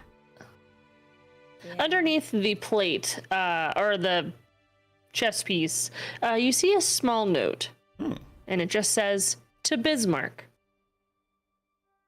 There's a note here to Bismarck, which Who's is... Bismarck? Where is Bismarck? Why What? is Bismarck? Thank you. Miss is gonna start pushing on the wall behind the, like, where the door is supposed to be. Where the door is supposed to be? What do you mean? Where the mural, what, like, where the mural was? Was. Yeah, that's what opened up the room that had the chest in Oh, it. I'm dumb. Okay. No, never you're mind. not This is dumb. annoying. No. Not dumb. I got distracted by spicy pickles. All right then. Does anybody... I mean, I'd like kind of put it up to me. It's like, it doesn't mean... It looks like it would fit you. Is it... What kind of armor is it? It looks like chainmail. It's too heavy for me. I could try it. I wear chainmail, but will it be too big for me? Let's see. Oh, you could carry it. You look strong. Do you put it on? Can I hold it up to my chest first? Yeah, it looks like it's a little bit big, but I'm really tempted to put it on, but can I make like an arcana or a religion and see if maybe I feel like this might Ew. be cursed? you could do an arcana. All right, flat roll. Here we go. It's a 16 naturally. Nice. You recognize this as fire resistance chainmail. Woo! Right, you then. And I'm gonna just like put my arms up. I'll raise it up and, Put it on. help soup. Oh my gosh. Hold on, wait. Hold on. This is a process because I have to take my cloak off and then I have to set all my stuff down and then I have to take my Oh, no, put it on the floor. I can hold it for you. Oh, it's all right. Thank you, though. And then so I'm gonna take my chainmail off, and under my chainmail, I've got like, it's mostly just like wrappings, like around my chest and stomach and like shoulder area. And I'm like, oh, that's right. Forgot to put the top on. It's all right. And then I'll put my arms up. Hey, we're friends here. It's okay. I mean, honestly, we've seen most of the people here naked before, so that's just not even anything. To Wait, be really? fair, True. I don't have much on to begin with. That's Fair true. I can see your nipples. And then I'm gonna just start like putting the rest of my stuff back on. So while this ordeal is happening with getting undressed and dressed, Hashladoon and Fungi, are you guys doing anything? Fungi's in the kitchen, so Hashladoon can answer. Nice. She He's is just looking at me like. she is watching this display that is going on in front with just barely restrained interest. Just like she's like this, just batting her eyelashes a little bit and saying nothing else. My Okay. back is pointedly to Hashladoon. Mhm. Moving very And you think that would maybe save you, but somehow, somewhere. Feel the burn. Sorry, Fungi, go What ahead. did you say, Fungi? I didn't hear because I didn't see. Sorry, Fungi. Do what? Sorry. I didn't see you, so I didn't expect you to speak. Sorry. No, it's okay. It's okay.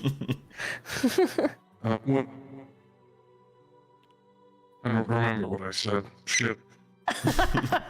Fungi, your voice. Guy. The language. Oh no, we're corrupting him. I mean- Years, Squirt. Okay. Well, in the room you have 2 doors left unopened, and then of course the door going back to the room with 4 doors, with the room that you haven't opened. So There's there's the fire forest, waves and the cliffs. I mean, waves and cliffs in the room you're currently in. I think I would probably go to whatever door is closest. I Thank you, mean, whatever Fun. door is closest. The door closest to you guys right now would be the room with the waves engraved into the door. Well, we're already here. Might as well go through this one. I mean, we've been through all of the other doors. Plus, now we have like the chainmail. I think, which I think was probably special. Maybe it had fire on it. I don't know, but maybe Um, that'll be useful for the fire room. I don't know. I think Miss said it helps with the fire. Well, that's good to know.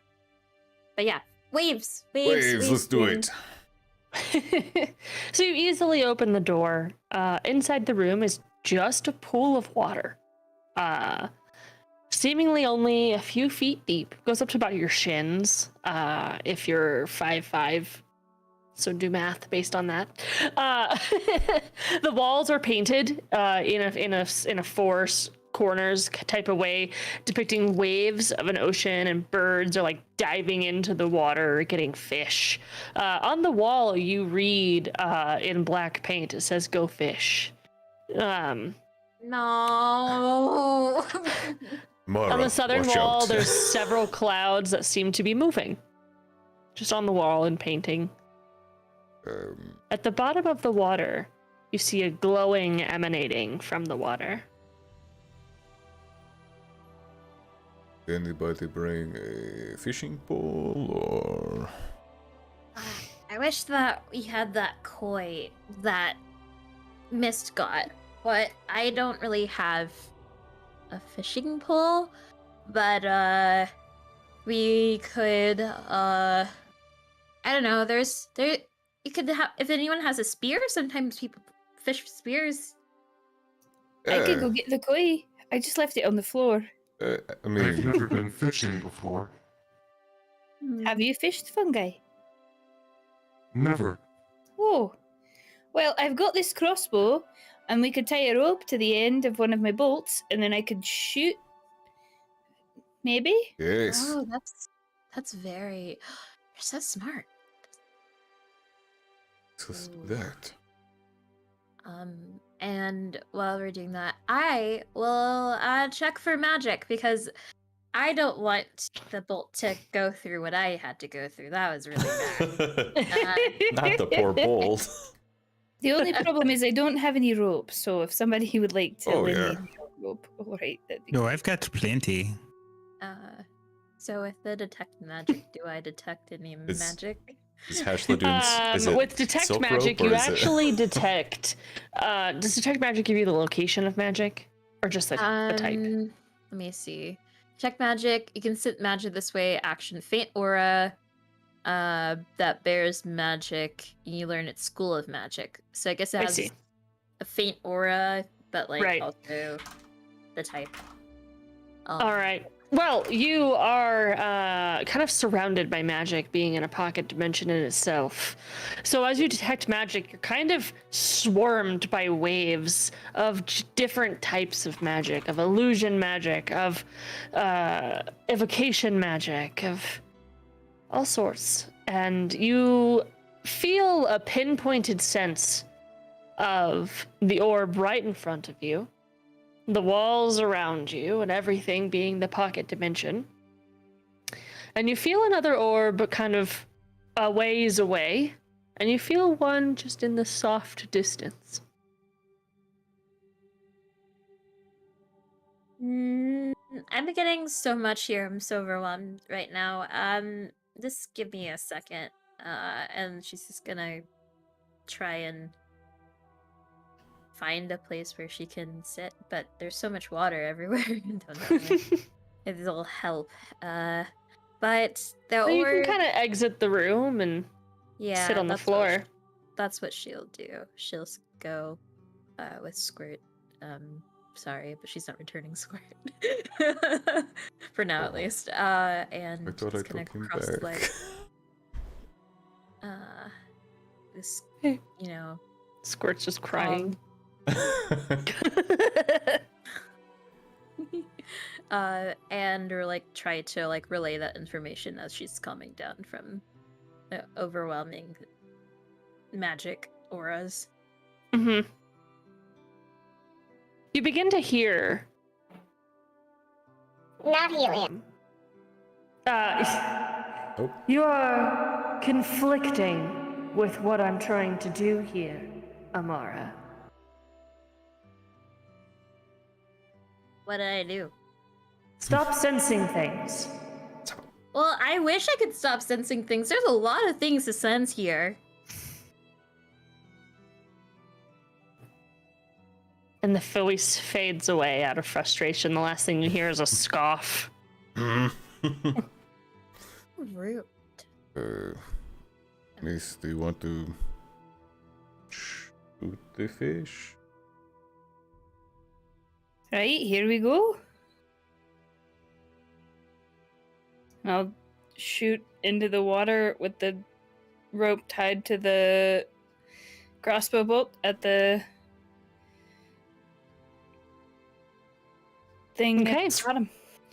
All right. So very easily, you fish out the water orb, and it's kind of like a continuous wet feeling, even outside of the water after it's dried. It's just continuously dripping. Inside, you Oh. kind of see like waves spinning onto each other in like a figure eight. That reminds me of that 3-day weekend with Myrene. Oof. Anyway, I guess we should go put that on the statue, yeah? Miss disassociates for a second and then it's like, right to the statue, and then immediately walks out and is like, sees Amara sitting on the floor and is like, "Hey, you all right? I've got the wet bowl." Yeah, I it's just a lot, but that is definitely one of the orbs, and there's another orb. There's one that's kind of close-ish, and then there's one that's a little, and then she'll kind of like gesture over towards like the fire area. I feel like, and I'm gonna look down at my newfound armor, and I'm like, I feel like I'm gonna have to be the one who go through that, and I'm really not looking forward to that. But I'd like to get this out of my hands as soon as humanly possible. Oh, hold on there a second, Miss Mara. You already have one thing to protect you. The, as you so eloquently put it, the wet ball might be very good in areas with hot things, yeah? Oh, That is a good idea. yeah, Very that's smart. right. So this chain is a little bit too big for me, right? It's a little bit big. Yeah. Would I be able to? It's like if you had a large shirt and you're wearing an extra large shirt. Like it's one size too big. All right, so like, would I be able to perhaps wiggle the orb into my chest wrappings underneath the? Nice. Yeah, it's pretty small. You kind of shove it underneath your clothing, and from outside your clothes, you see that it is just beginning to just make everything wet.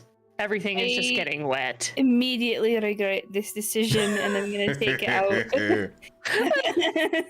I mean, I have didn't this- tell you to do that much, but you know. Large, like, spot of water on your shirt. Oh, hate that.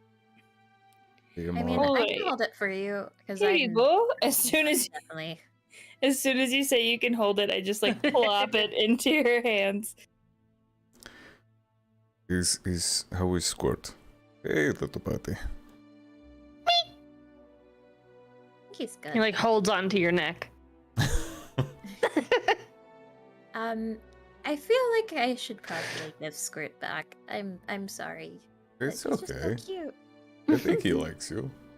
Can I have like, we can find time. I want to have Squirt sometimes. Is that okay? Yes, of course. You can hang out with Squirt whenever you Oh, want look to. at you two co-parenting. This is so sweet. I mean, I always wanted to have like a kid, but I mean, like I didn't expect it to be a mouse, but that's fine. I never expected to have a mouse kid, but here we are. The best kid. Squirt kind of like jumps from Amara's arm onto Rogar's hand and just nuzzles into a small little circle. In the room that you guys are in, you have one more door, and then you also have the door in the hall in the room that you're not in. The fire forest or the cliff? I would think the fire forest first. So, but that's just my opinion, man. Yes, let's get this over with the fire. Mist, Right. are you okay? Yeah, let's go. I can go in there if you want.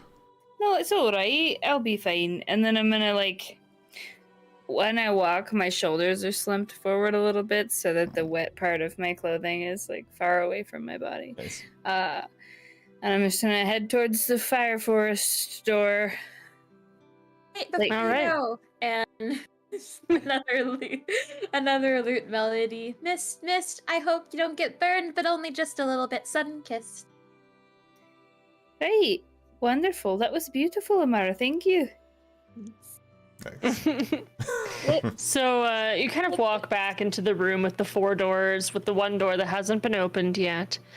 And the second that you open the door, please make a dexterity saving throw. Right. Fuck. Okay, here we go. Yeah. It's a natural 20 for a 22. Nice. All right, you dodge out of the way of a fire just cone breathing out from a dragon mouth on the wall. And then it fades away. The fire, not the dragon.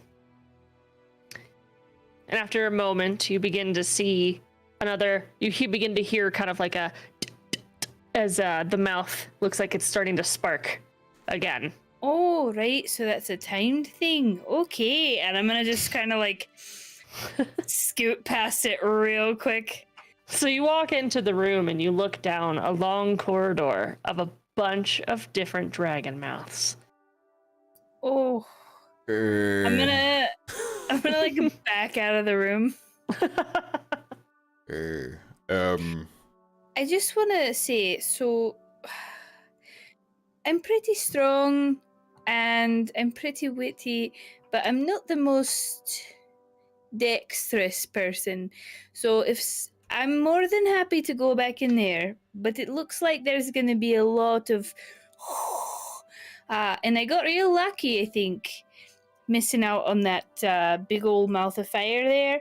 So is there anyone who's better at dodging things I mean, I could that's go not through gonna them. die if they get hit by them? Amara you're very sweet, but you're quite squishy Yeah.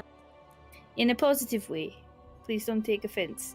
No. I'm both squishy and battle and you know, and she'll Right. like point like squish her belly. Adorable. That All way. right. I could No, if need I be. don't. What'd you say, fungi? I could if need be. Are you pretty quick on your feet? I am. All right. And then I'll just sort of like. Ashledune's like, I don't gotta take damage. And I'll sort of just like pat Fungi and be like, I think you can do it. Can I transfer my bardic inspiration?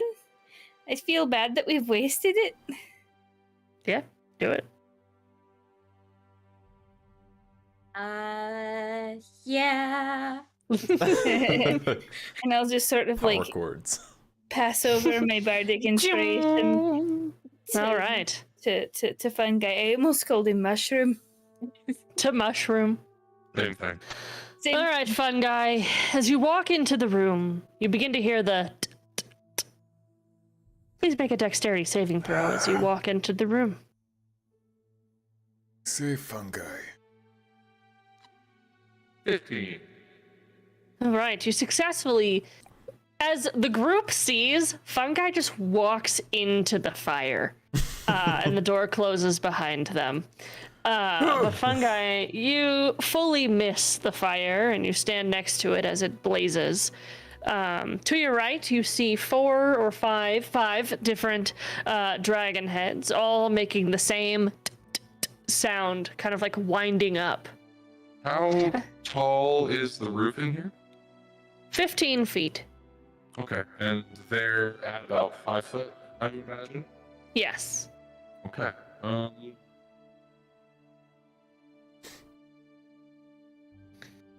Okay.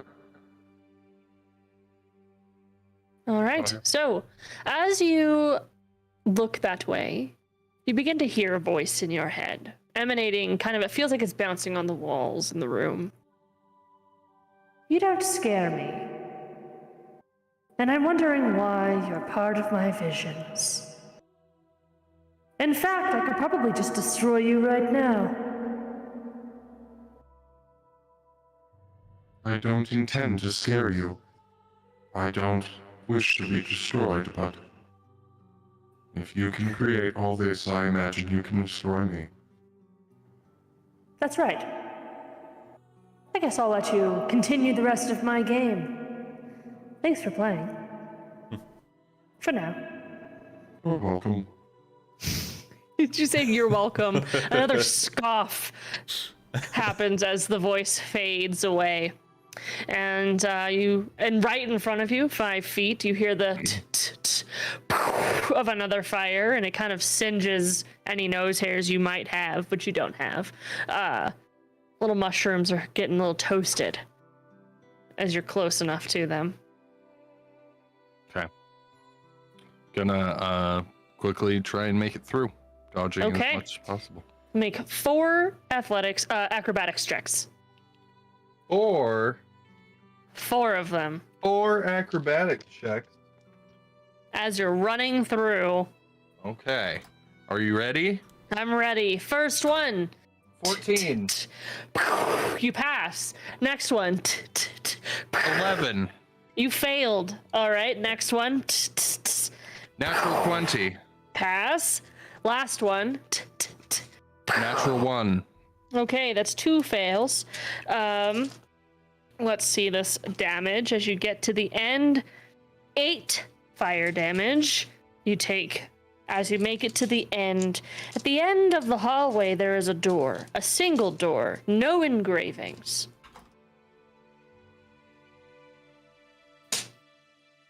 Fungi walks up and puts their hand on the door. As you put your hand on the door, it begins to glow red. And you pull out a red orb. But as you hold this orb, it begins to burn your hand. So you Okay. take 1 point of damage every 5 feet. And you Okay. have 15 feet to make, so 5, 10, 15. 3 times. 3 times all the way back. Okay. And you make it to the door. The group probably assumed that you died in the fire, and you open the door, alive. With a fire orb in your hand. You did it! Fungi! Thank goodness. The voice isn't going to kill me. Yeah. Well, that's good. I will bear hug fungi. Wow. This is burning my hands. Oh, I'll take it. I'll take it. I'll take it. Come here. And I'll just like take it out of Fungi's hands. Oh, thank you, Mist. Mist, as you hold it, you see that your chainmail begins to kind of glow red, and you'll take 1 point of damage every 10 feet that you walk. Love that for me. Fungi did take some damage in there, though. Yeah. Mm. Cool. Yeah, So and it's pretty obvious. Some of the mushrooms are like Oh no. burnt, or they're wilted. So I'll, as I'm taking it off of their hands, I will go ahead and cast another Cure Wounds, and give them. Yeah. Ooh, max. 15 points of healing. That was exactly what I needed. So the scorch marks kind of remain on the metal chassis of fungi, but it looks like a lot of the mushrooms start to kind of like grow back out, and the ones that are wilted kind of become hydrated once more and kind of assume their upright position. And fungi looks as good as new, besides the scorches. That's better. Perhaps we get this one into the room because it's quite hot. Right. After you. I'll sort of waddle run my way back to the monk room. How many points of damage will I take total? I'm gonna jog alongside next to you. From the door to the monk statue, you will take 10 points of damage total. I guess I'll make some more berries. And Amara's just frantically like, ah! So you guys... berries after. That's it. Sorry. No, you're fine. I didn't mean to interrupt you. Have some berries for you, Mist, after. I'll definitely need them. This is really hot. Uh-huh. So who all entered the room? We have two more orbs to put on the statue. I've I followed. definitely did. Okay. Fungi will go in. Okay. So basically everyone entered, and you put the two orbs on the statue, and as you place the water orb onto the statue, the eyes begin to glow blue, and so do the statues around the room. And everyone gets to make a dexterity saving throw yet again. Goddamn Dex. As water begins to pour out from the statues, trying to knock you over. 8. Okay. 7. Okay. Sparrow, you're muted, love. Thank you. I actually did not enter the room. Thank you. Okay. Ashladoon did not enter. Okay. Smart. So smart 8, move. 7, 14. 14. 19. Perfect. So fungi and Rogar. 15 water damage. As you are picked up easily by just a rush of water that slams you against the wall. Not water damage, bludgeoning damage from hitting the wall. And Amara and Mist, you are able to stand strong against this water. Whew. And as you Well- place... Goods. Oh, I was gonna say, steel yourselves for the fire, because that's probably gonna hurt quite a bit. And then I'm gonna. Anybody want to leave the room while I do this? This is Yes, but Probably also a good here, take these berries before you go, and I'll put all 10 berries in her hand. I will Oh, immediately. One consume moment. all Hold on. 10 Hold on. berries. Oh, Hold on. How heavy would you say that orb is? Go on and eat the berries. You can do that while I'm talking. Would you say it is less than 10 pounds? I'd say it's probably about 7. Okay, and she's going to cast Mage Hand, and you're just gonna feel a little hand like take the orb up out of your hands there. Why don't you come over and stand by me, huh? That's a great idea. And I'm gonna quickly make my way out of the room. Alright, fun guy. Come on. And once everyone is out of the room, then she's going to use it to place the orb in the correct spot. Okay. How you doing on health, fun guy? What? A lot of mushrooms fell off there, Yeah, okay, fair. but they don't appear to be in worse condition than when they walked out of the fire room. Okay, yeah, fair enough. I mean, I think this is probably a good time to use those potions that I gave you all from Sachi.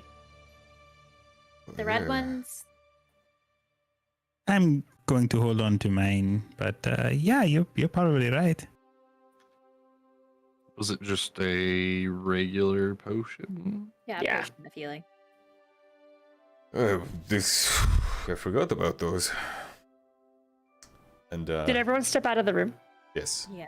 Oh, okay. Sorry.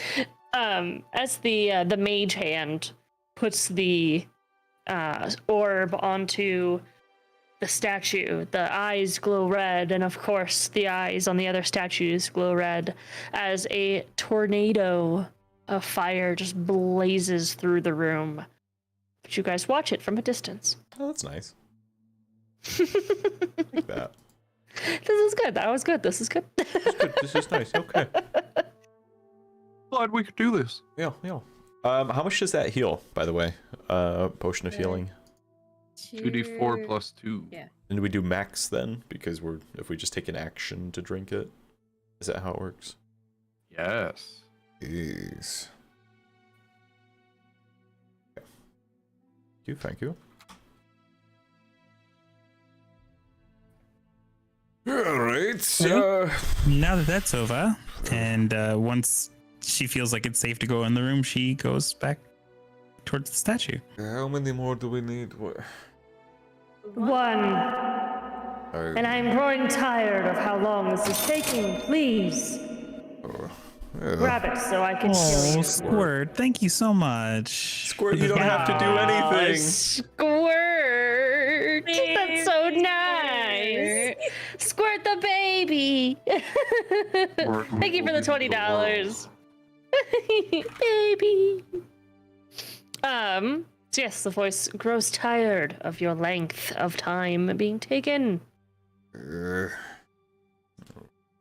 But the diamond count as that's probably not an orb. Is it an orb? I don't know. I don't know.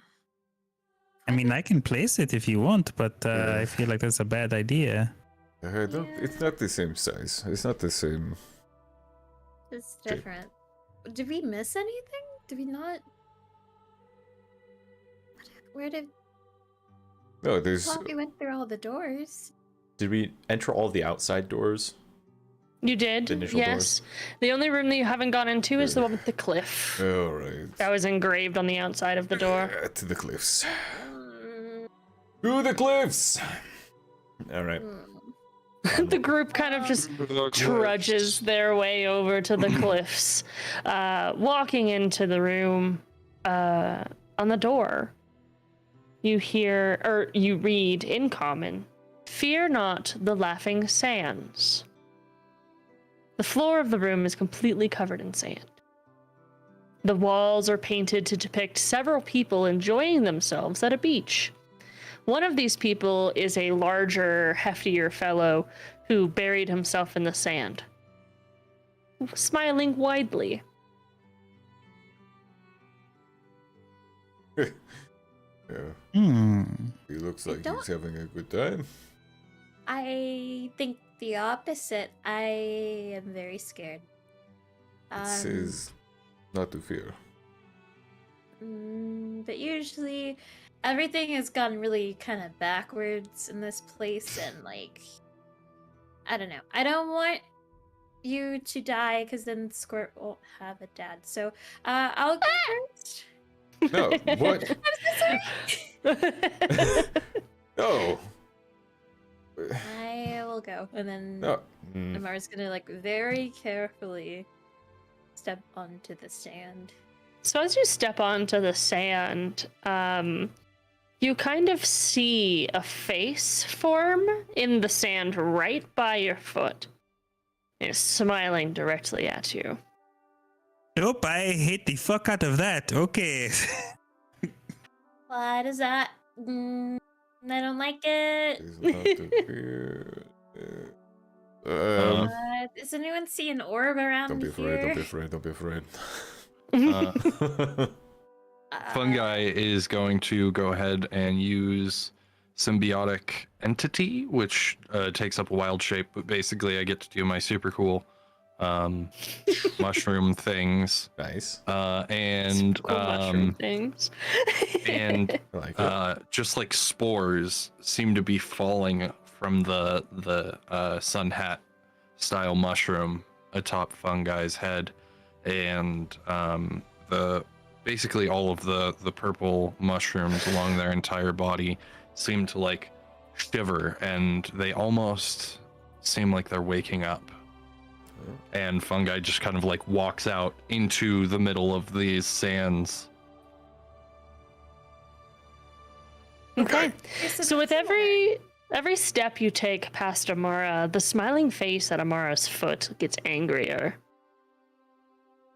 And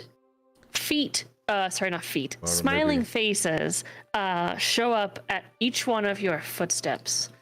Both Amara and Fungi, please make strength saves as the smiling face begins to sink downward Can I and engulf your feet and legs. try to help Amara if she's near the doorway? Yes, she is near the doorway, so you could try to help her. Thank you. Like, grab her arm. Yeah. Yeah. This is a Strength, you said? Strength saving throw, yes. 17. don't know Okay. If that just gives you advantage, or I roll separately, or You would roll separately. Okay. I usually just add the average to the end. Yeah, because I got a 3. 25 with the natural 20. So that would, you would easily just very much. pull Amara back out of the sand. And Fungi, you sink below the sand completely. And to everyone, like everyone sees that Fungi just disappears. Oh no.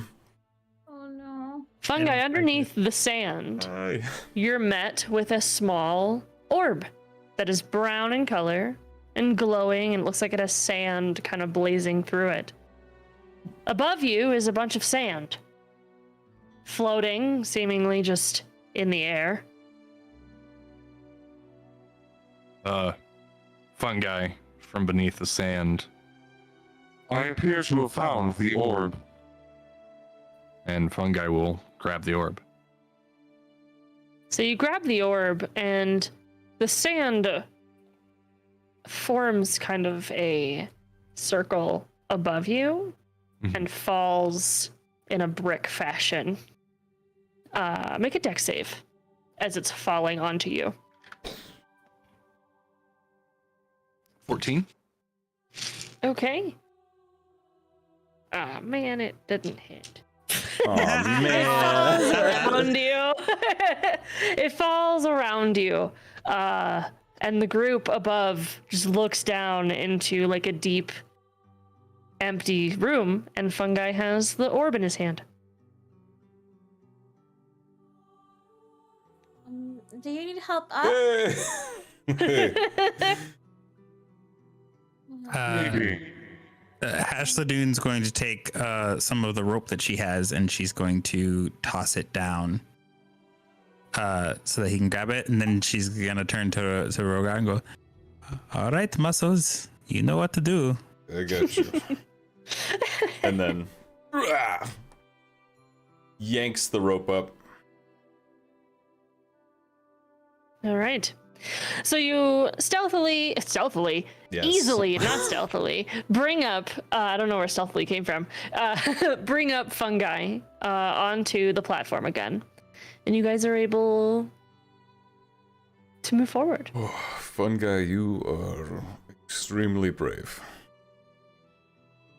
I had nothing to fear, but thank you. I mean, there was the sand and swallowing you and crushing you and... Glad I could help. Yeah, of course, thank you. I tire that you have avoided every possible thing that I have tried to throw at you by simple chance. Bring the orb to the statue, I will send you home. Kind That's of like the best it here thing now. that they have said all day. All right. Fungi will just start making their way back to the orb room. Hey, Wait. We should do the glowy hand. I just don't want to see anybody else get hurt again. okay, so Fine by me. I don't know where we'll end up when we leave here. I don't know if we wake up and we're in a fight in the bar or whatever. You were in a fight? Yeah, it was nothing. I suppose I shouldn't be It was surprised. a kind of a something, but it's I got my ass kicked. But if we're separated, I don't want. We need to meet. we should team up. That's what you're trying to say? Yes. Okay. Well, I think last time where the ladder went, I was with Rogar and you were in a town. It's sort of like on the eastern side, you know, the really big one. Yeah. So we were there. I don't know if that's close to where anybody else was. That doesn't help me at all, but I'll be so sad if this is the last time I see all of you. I don't With think it'll be the last time. I mean, we're kind of marked for an unforeseeable to life kind of thing. So, but it'd be easier to have people that understand what we're going through all together. Wait, marked? Yeah, and she'll like pull down her like top just a little bit and Whoa! Oh! What the hell is that? it disappeared. It hurt like a lot. After the first escapade. Yeah, I have one too. And then I like my shoulder. It's burned in there. Fungi, you too? Fungi kind of like lowers their head, and on the mushroom, like in the center of what would be the brim of the hat, there is a brand burnt in. And Mist, do you have one of these? Not that I'm aware of. I mean, I don't know anything about anything like this. It would be very aware.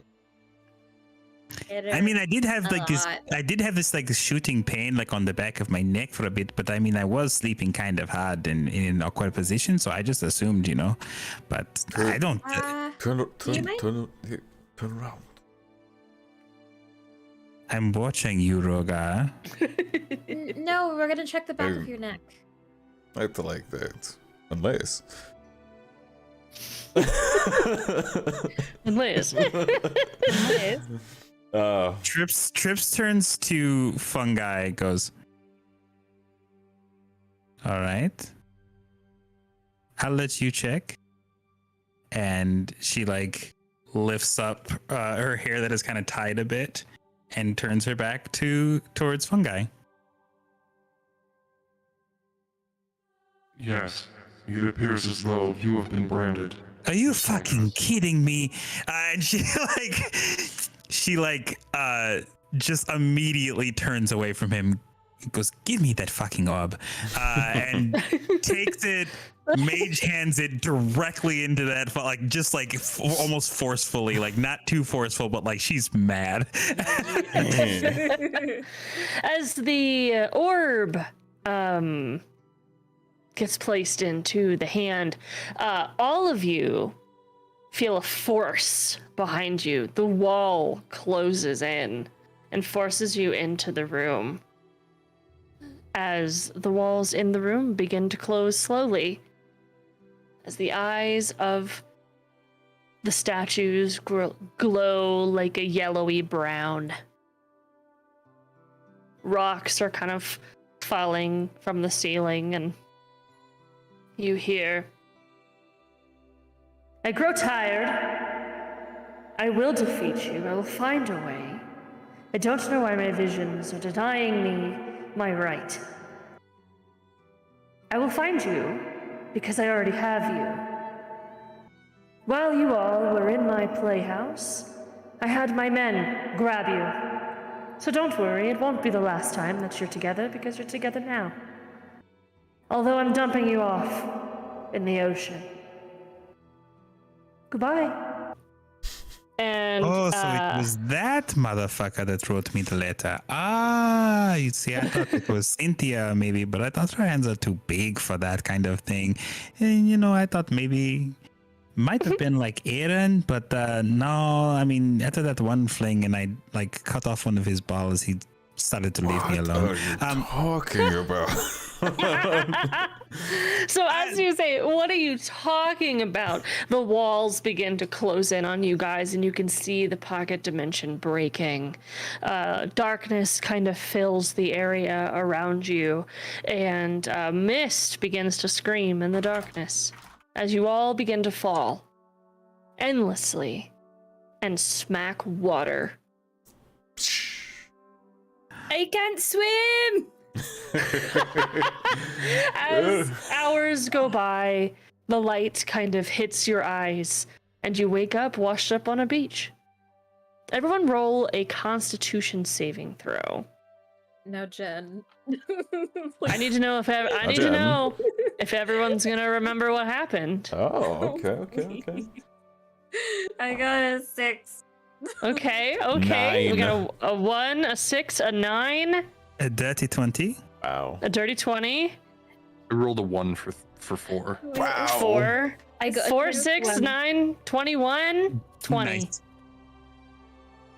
So Hashladoon and 420 and 6-9 in there. Nice. Nice. This plays nice. So at Yes. the beginning of our game, the very first episode, Hashladoon and Mist get to explain what happened to 3 people who lost their memory.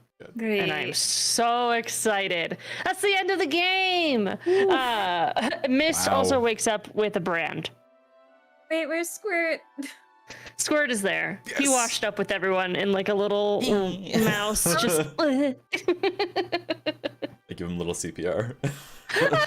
Mouse CPR. But you wouldn't know who he is. No, that's He doesn't know who true. you are, maybe. It was before we were taken. I don't know. You lost your memories of the pocket dimensions that you Fair guys were enough. in. Okay. So all of anything them. outside. So Rogar would recognize that Amara is there, and then Fungi would recognize Mist in general. And then Hashladoon, I'm glad you didn't forget because you wouldn't know who anyone was. Yeah. Well, in that case, we got a natural 1. No kidding. Peace out. So Yeah. Yes. you guys wash up on a beach on a small island outside. I don't know why I said outside like that, but outside. I was like, Outside. No, I was like, outside. it's like some escape room tournament of champions. Just Yeah, outside. First thing Hash is gonna do is like grab Miss Mara and like make sure they're okay because they remember hearing I can't swim. Like so like just like grabbing them up by the shoulders and like listening for like breath. I'm breathing. If you could just put me back down before I vomit. Okay, the water. listen. You said you could not Okay. swim, so I'm just making sure you're fucking alive. I am alive. I just don't want to throw up on you. Well, Blech. As soon as you say well, they like violently heave their body to the left and like vomit seawater everywhere. God, yeah. Nasty. A little bit. So, well, What'd you guys think of my Avatar themed dungeon? Loved I it. was trying not to say anything, but I know. Yeah. I was just I was like, "Hey, I don't know yo, what the is fuck to that- do. Here's some that Avatar. Right? Hell yeah. Secret tunnel. Love that. Secret tunnel. So does Triple H still have that giant diamond in her boobs? Is that? Yep. You guys have all the things And we don't that you have remember. gotten that you don't I mean, remember. you don't know about it, so. Yeah, I don't remember. That's amazing. I do find it funny that literally every chance of death / pain you guys avoided. So it was like you were just walking through this dungeon and just doing the puzzle, and I was like, I will kill you now. Just kidding. I mean, we got hurt. We got hurt pretty You guys good. did Like, get hurt. You got hurt, but there was a lot of chances of like doing the mage hand for the orbs. I think is what saved you guys, because that Yes. fire would have fucked you up. rough. I had 10 hit points when we put the water orb back, and I was like, oh, I might die. Yeah. Oh my god, yeah. After the wind, I was like at like 6 out of 8. Let's go. I was dying. What did you end at, Rogar? I was pretty good, but you know, because I got healed, but I'm at 36, so now I'm great. Barbarians just be like that, I guess. I got down to like the 20s though, and I was like, whoa, is that how you math? Like that's hold on, I like double checked it. Like, oh no. What about Fungi? What'd you end on? 22 out of 27. That's not bad. The heal from Yeah. the cleric was clutch. Big. It was like 15 health or something, which was the Yeah. exact Yeah, amount of it was. damage that I got hurt for, and then he did 15 more damage to me. Right. So it was like I wasn't even healed at all. However, if I had taken both, I would have gone down. So and then Yeah. I drank the potion, and it put me back up to 22 out of 27. Which Nice. What about Hash? What about Hash Ladoon? Thanks to the lovely good berries, I only lost 8 hit points total, so 22 out of 30. That's not bad. Amara's the squishy baby of the group. Squishy baby. Yes. And of course, Amara's Squirt berry. took 0 damage Squirt because is also a Squirt squish is baby. infinite. That's typically what I do with I like that. small animal companions that don't have that aren't like mounts for cavaliers or Yeah. things like that. Like I something don't that's gonna Not a attack. combat. Exactly. It just seems I don't- unnecessarily cruel to give Yeah. them to like, just damage. smash a rat. Yeah, exactly. Yeah. Like your mouse has 1 hit point based on the DMG's Right. stat block for rats. I'm not gonna kill a rat just Yeah. because I'm too nice. Like just animals like that, companions, unless you start using this animal Right. in combat, then it has a propensity to get attacked. That's 100%. how I roll. All armor goes with away. animals. That's fair. Yes, exactly. That's so fair. Yeah. I do the Little same thing armor. as a DM. I like Mhm. my party adopted one of my parties adopted a dog. And they were like trying to utilize the dog for things, and I'm like, Mhm. okay, guys, so I want to know: do you want to be able to have a useful companion, or do you want to not have to worry about them in combat in dire situations? Yeah. I was like, this One or the these are other. your choices, and they were like, we want a useful companion. So I statted the dog, and I was like, hey, your dog has hit points. Yeah. And they all just went, No. Oh, okay. We I was fucked like, up, you Yeah. Ron. chose. You chose. This is your decision. Mhm. Yeah. This was But so I fun. mean, I do imagine utilizing Squirt at some point. Like he can talk to you if you attune to him, Mhm. and you could use him for little like search parties. Yeah. At that point, Squirt has the chance to die. Oh. But until that point, he's nothing. He's not. He's just he's there to be cute and to talk to. I like attuning to him as him trying to stab you in the brain. His psychic He tried to attune to Hash Ladoon. It didn't work. Was that So he was, had- was that the Yeah, attunement? he had little furrowed eyebrows. Yeah, it's like. He tried to mind sliver me or some shit, He did. and I feel bad that it love didn't that. work. I'm a tiny mouse. I'm gonna fuck your day up. I love that so much. I love Squirt. I love him so much. He's a baby. Yep. Protect with my life. Before we end, if it's okay with y'all, I would like to just say some things because this is gonna be. Yeah. I'm here for a little while. Yeah, of course. But I love all of you so much. And I'm so glad that I have gotten to spend the time with you and get to know you the way that I have, and that we've become friends. And I'm so excited for so many more adventures with you. And chat, I'm so grateful for all of you supporting us and loving us and helping us achieve our goals. And I will see you all in just under 2 months, but I'll be in chat when I can, and I'll be supporting you all when I can, and I just love you all so much. And this was the best send off that I could have asked for. So thank you all so much for being so wonderful, and I love you all very, very much. I love you. We love you. Yeah. We love you more. We're excited for your life and Yes. baby. Still miss you a little bit, but Yeah. yes. I'll miss you a lot. Yeah. I'll miss you a lot. I was downplaying it, but I'll make sure to post hospital pictures of me. Just be like, post it up. Don't worry, it'll be great. I don't post pictures of my children online, so there will not be tiny puddle photos, but Puddle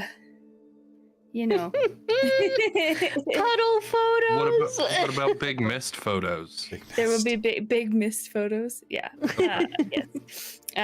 But I love you all very much. Thank you, chat, for hanging out with us for this wonderful one shot, and thank you all for being my friends. Oh, thank you for being our friend. Thanks for being here. so amazing. Such an amazing group. I love you all. You guys are good. I like your new characters. I'm excited to see how you guys start to mesh.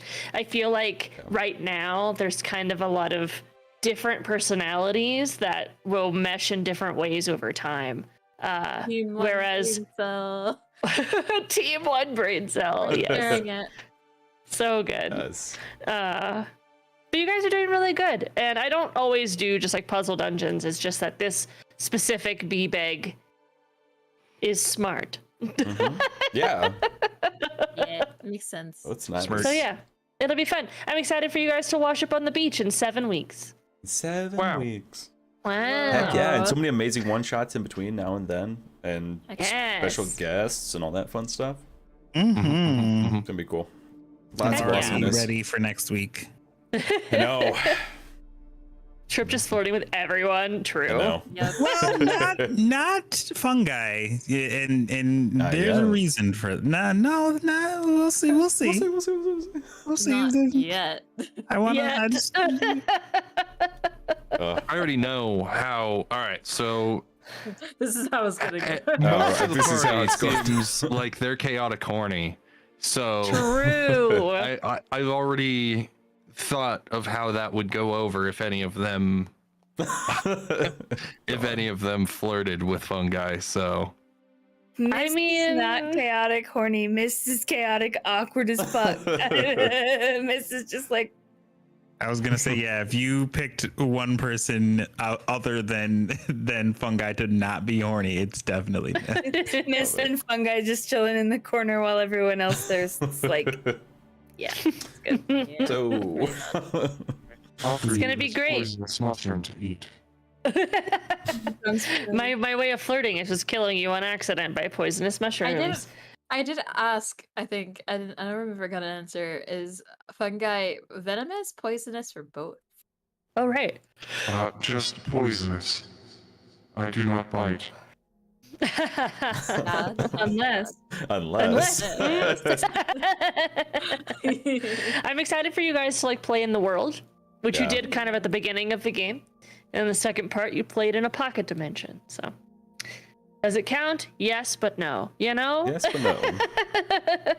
But yeah, guys, we're going to be having guests over the next 6 weeks. We have a lovely lineup of great individuals. You can see lovely faces such as the Golden Mug. We have also Utahime cosplay coming on. We also have Emo Asamar from Southwest Gaming Society. We'll also have Wish Warlock on, and April Stiletto, and of course Val Rook. Heck yeah. Over the next 6 weeks. So with lots of guests, lots of fun games. Every game is going to be a different character set. So you're not going to be seeing these guys until 7 weeks from now, washed up on a beach. I'm washed up. Washed up on a beach. Me. But it's fun because all the one-shots are going to be canon to the world, which will explain heavy elements in the world. So whenever you guys interact with them as the party, it'll be fun to like think back and be like, I made this happen. Oopsies. Oh crap. Particularly made a character just to mess with everybody people in this party, so I'm excited for that character to be in fruition. I can't wait. Yeah. But I'm excited. And thank you guys over on YouTube for hanging out with us as well. We love you. And thank you so much for being a sub over on YouTube. You guys, if you would like to hang out with us a little bit throughout the week, feel free to join our Discord, !Discord in the chat. And thank you so much again for all the tips throughout the game. You guys are funding game 2. We're ordering art today and tomorrow, and that should be done hopefully before the night before the game. It's gonna be so good. Yes, so many good things. We also have Patreon coming soon by the end of the month, so keep an eye out! Patreon for that. Just says Patreon coming soon. That's the only thing it says. Coming soon. Oh, Coming soon. there we go. Patreon coming soon. Heck Ba-bam. But has anyone looked at anyone to raid? Yeah, Pondo made some suggestions. Heck yeah. All right, who to raid, Pondo? So we've got a couple. We've got Nat 20 Productions, who are alive right now, playing some Dungeons and Dragons. They're actually playing Pathfinder 2E. Ooh. We've got -1 Charisma, who are playing Dungeons These names are so Dragons. good. I love it, right? And then we've got a friend who's playing Left 4 Dead 2, or Left 4 Dead, but it's their birthday. So. Well, I mean, birthdays. Come on, let's do it. Let's do it. Birthday! Let me But get also, the link. thank you guys so much for hanging out with us today. My name is Jen. Jen is online. You can find me on my channel Sundays and Wednesdays. You can find me here on Mondays, and on Tuesday you can find me over at Architect Lum for the Quest Vault D&D game. Sparrow. Hi, I am a Black Sparrow. Don't perceive me. You can find me here on Mondays on Feywild and Out, SherrickRobinson.com. I do stream, but I am on hiatus. So, yeah. Next is George. Hi, I am George. I'm also known as George W. Ambush. You can find me all over the place. Twitter's George W. Ambush VO. The rest of it's George W. Ambush. You can find me Mondays here, Tuesdays on Architect Lum with Jen and Pand. I do personal streams on Thursdays. Come hang out. It's Star Wars Hell yeah. themed. And Pando. Hi, I'm Pond. You can find me on Instagram at Pond Plays Games. You can find me here usually every Monday playing with these lovely people, but I'm going on maternity leave. You can find me Tuesdays over on Architect Lum, where I play with Jen and George. And then you can find me I have one more game of Nicest Contention over on the Initiative Order on the 27th. That is my last time DMing before I'm officially on maternity leave. And I will be gone then for 6 weeks. So catch me while you can. Nice. Only got Pass a it little off. bit of time before rating. Pass it off, pass it off, pass it I off. was trying to rate it. I don't know how to Jade, go! Jade, go! Hey, I'm Jade Valkyrie. You can find me most places as Jade Valkyrie. Twitch on Jade Valkyrie is 3, and this is my cat Nemo. I post pictures of him in Discord. Joe A little arm. Bye! And Hero! Suddenly Hero. I'm streaming Thursday, Ocarina of Time, and then Saturday I'll be back with Elden Ring drinking stream. So see you guys there. And we love you all, and There's our cast links. We'll see you guys later. Say happy birthday to the person. bye! Bye! Bye!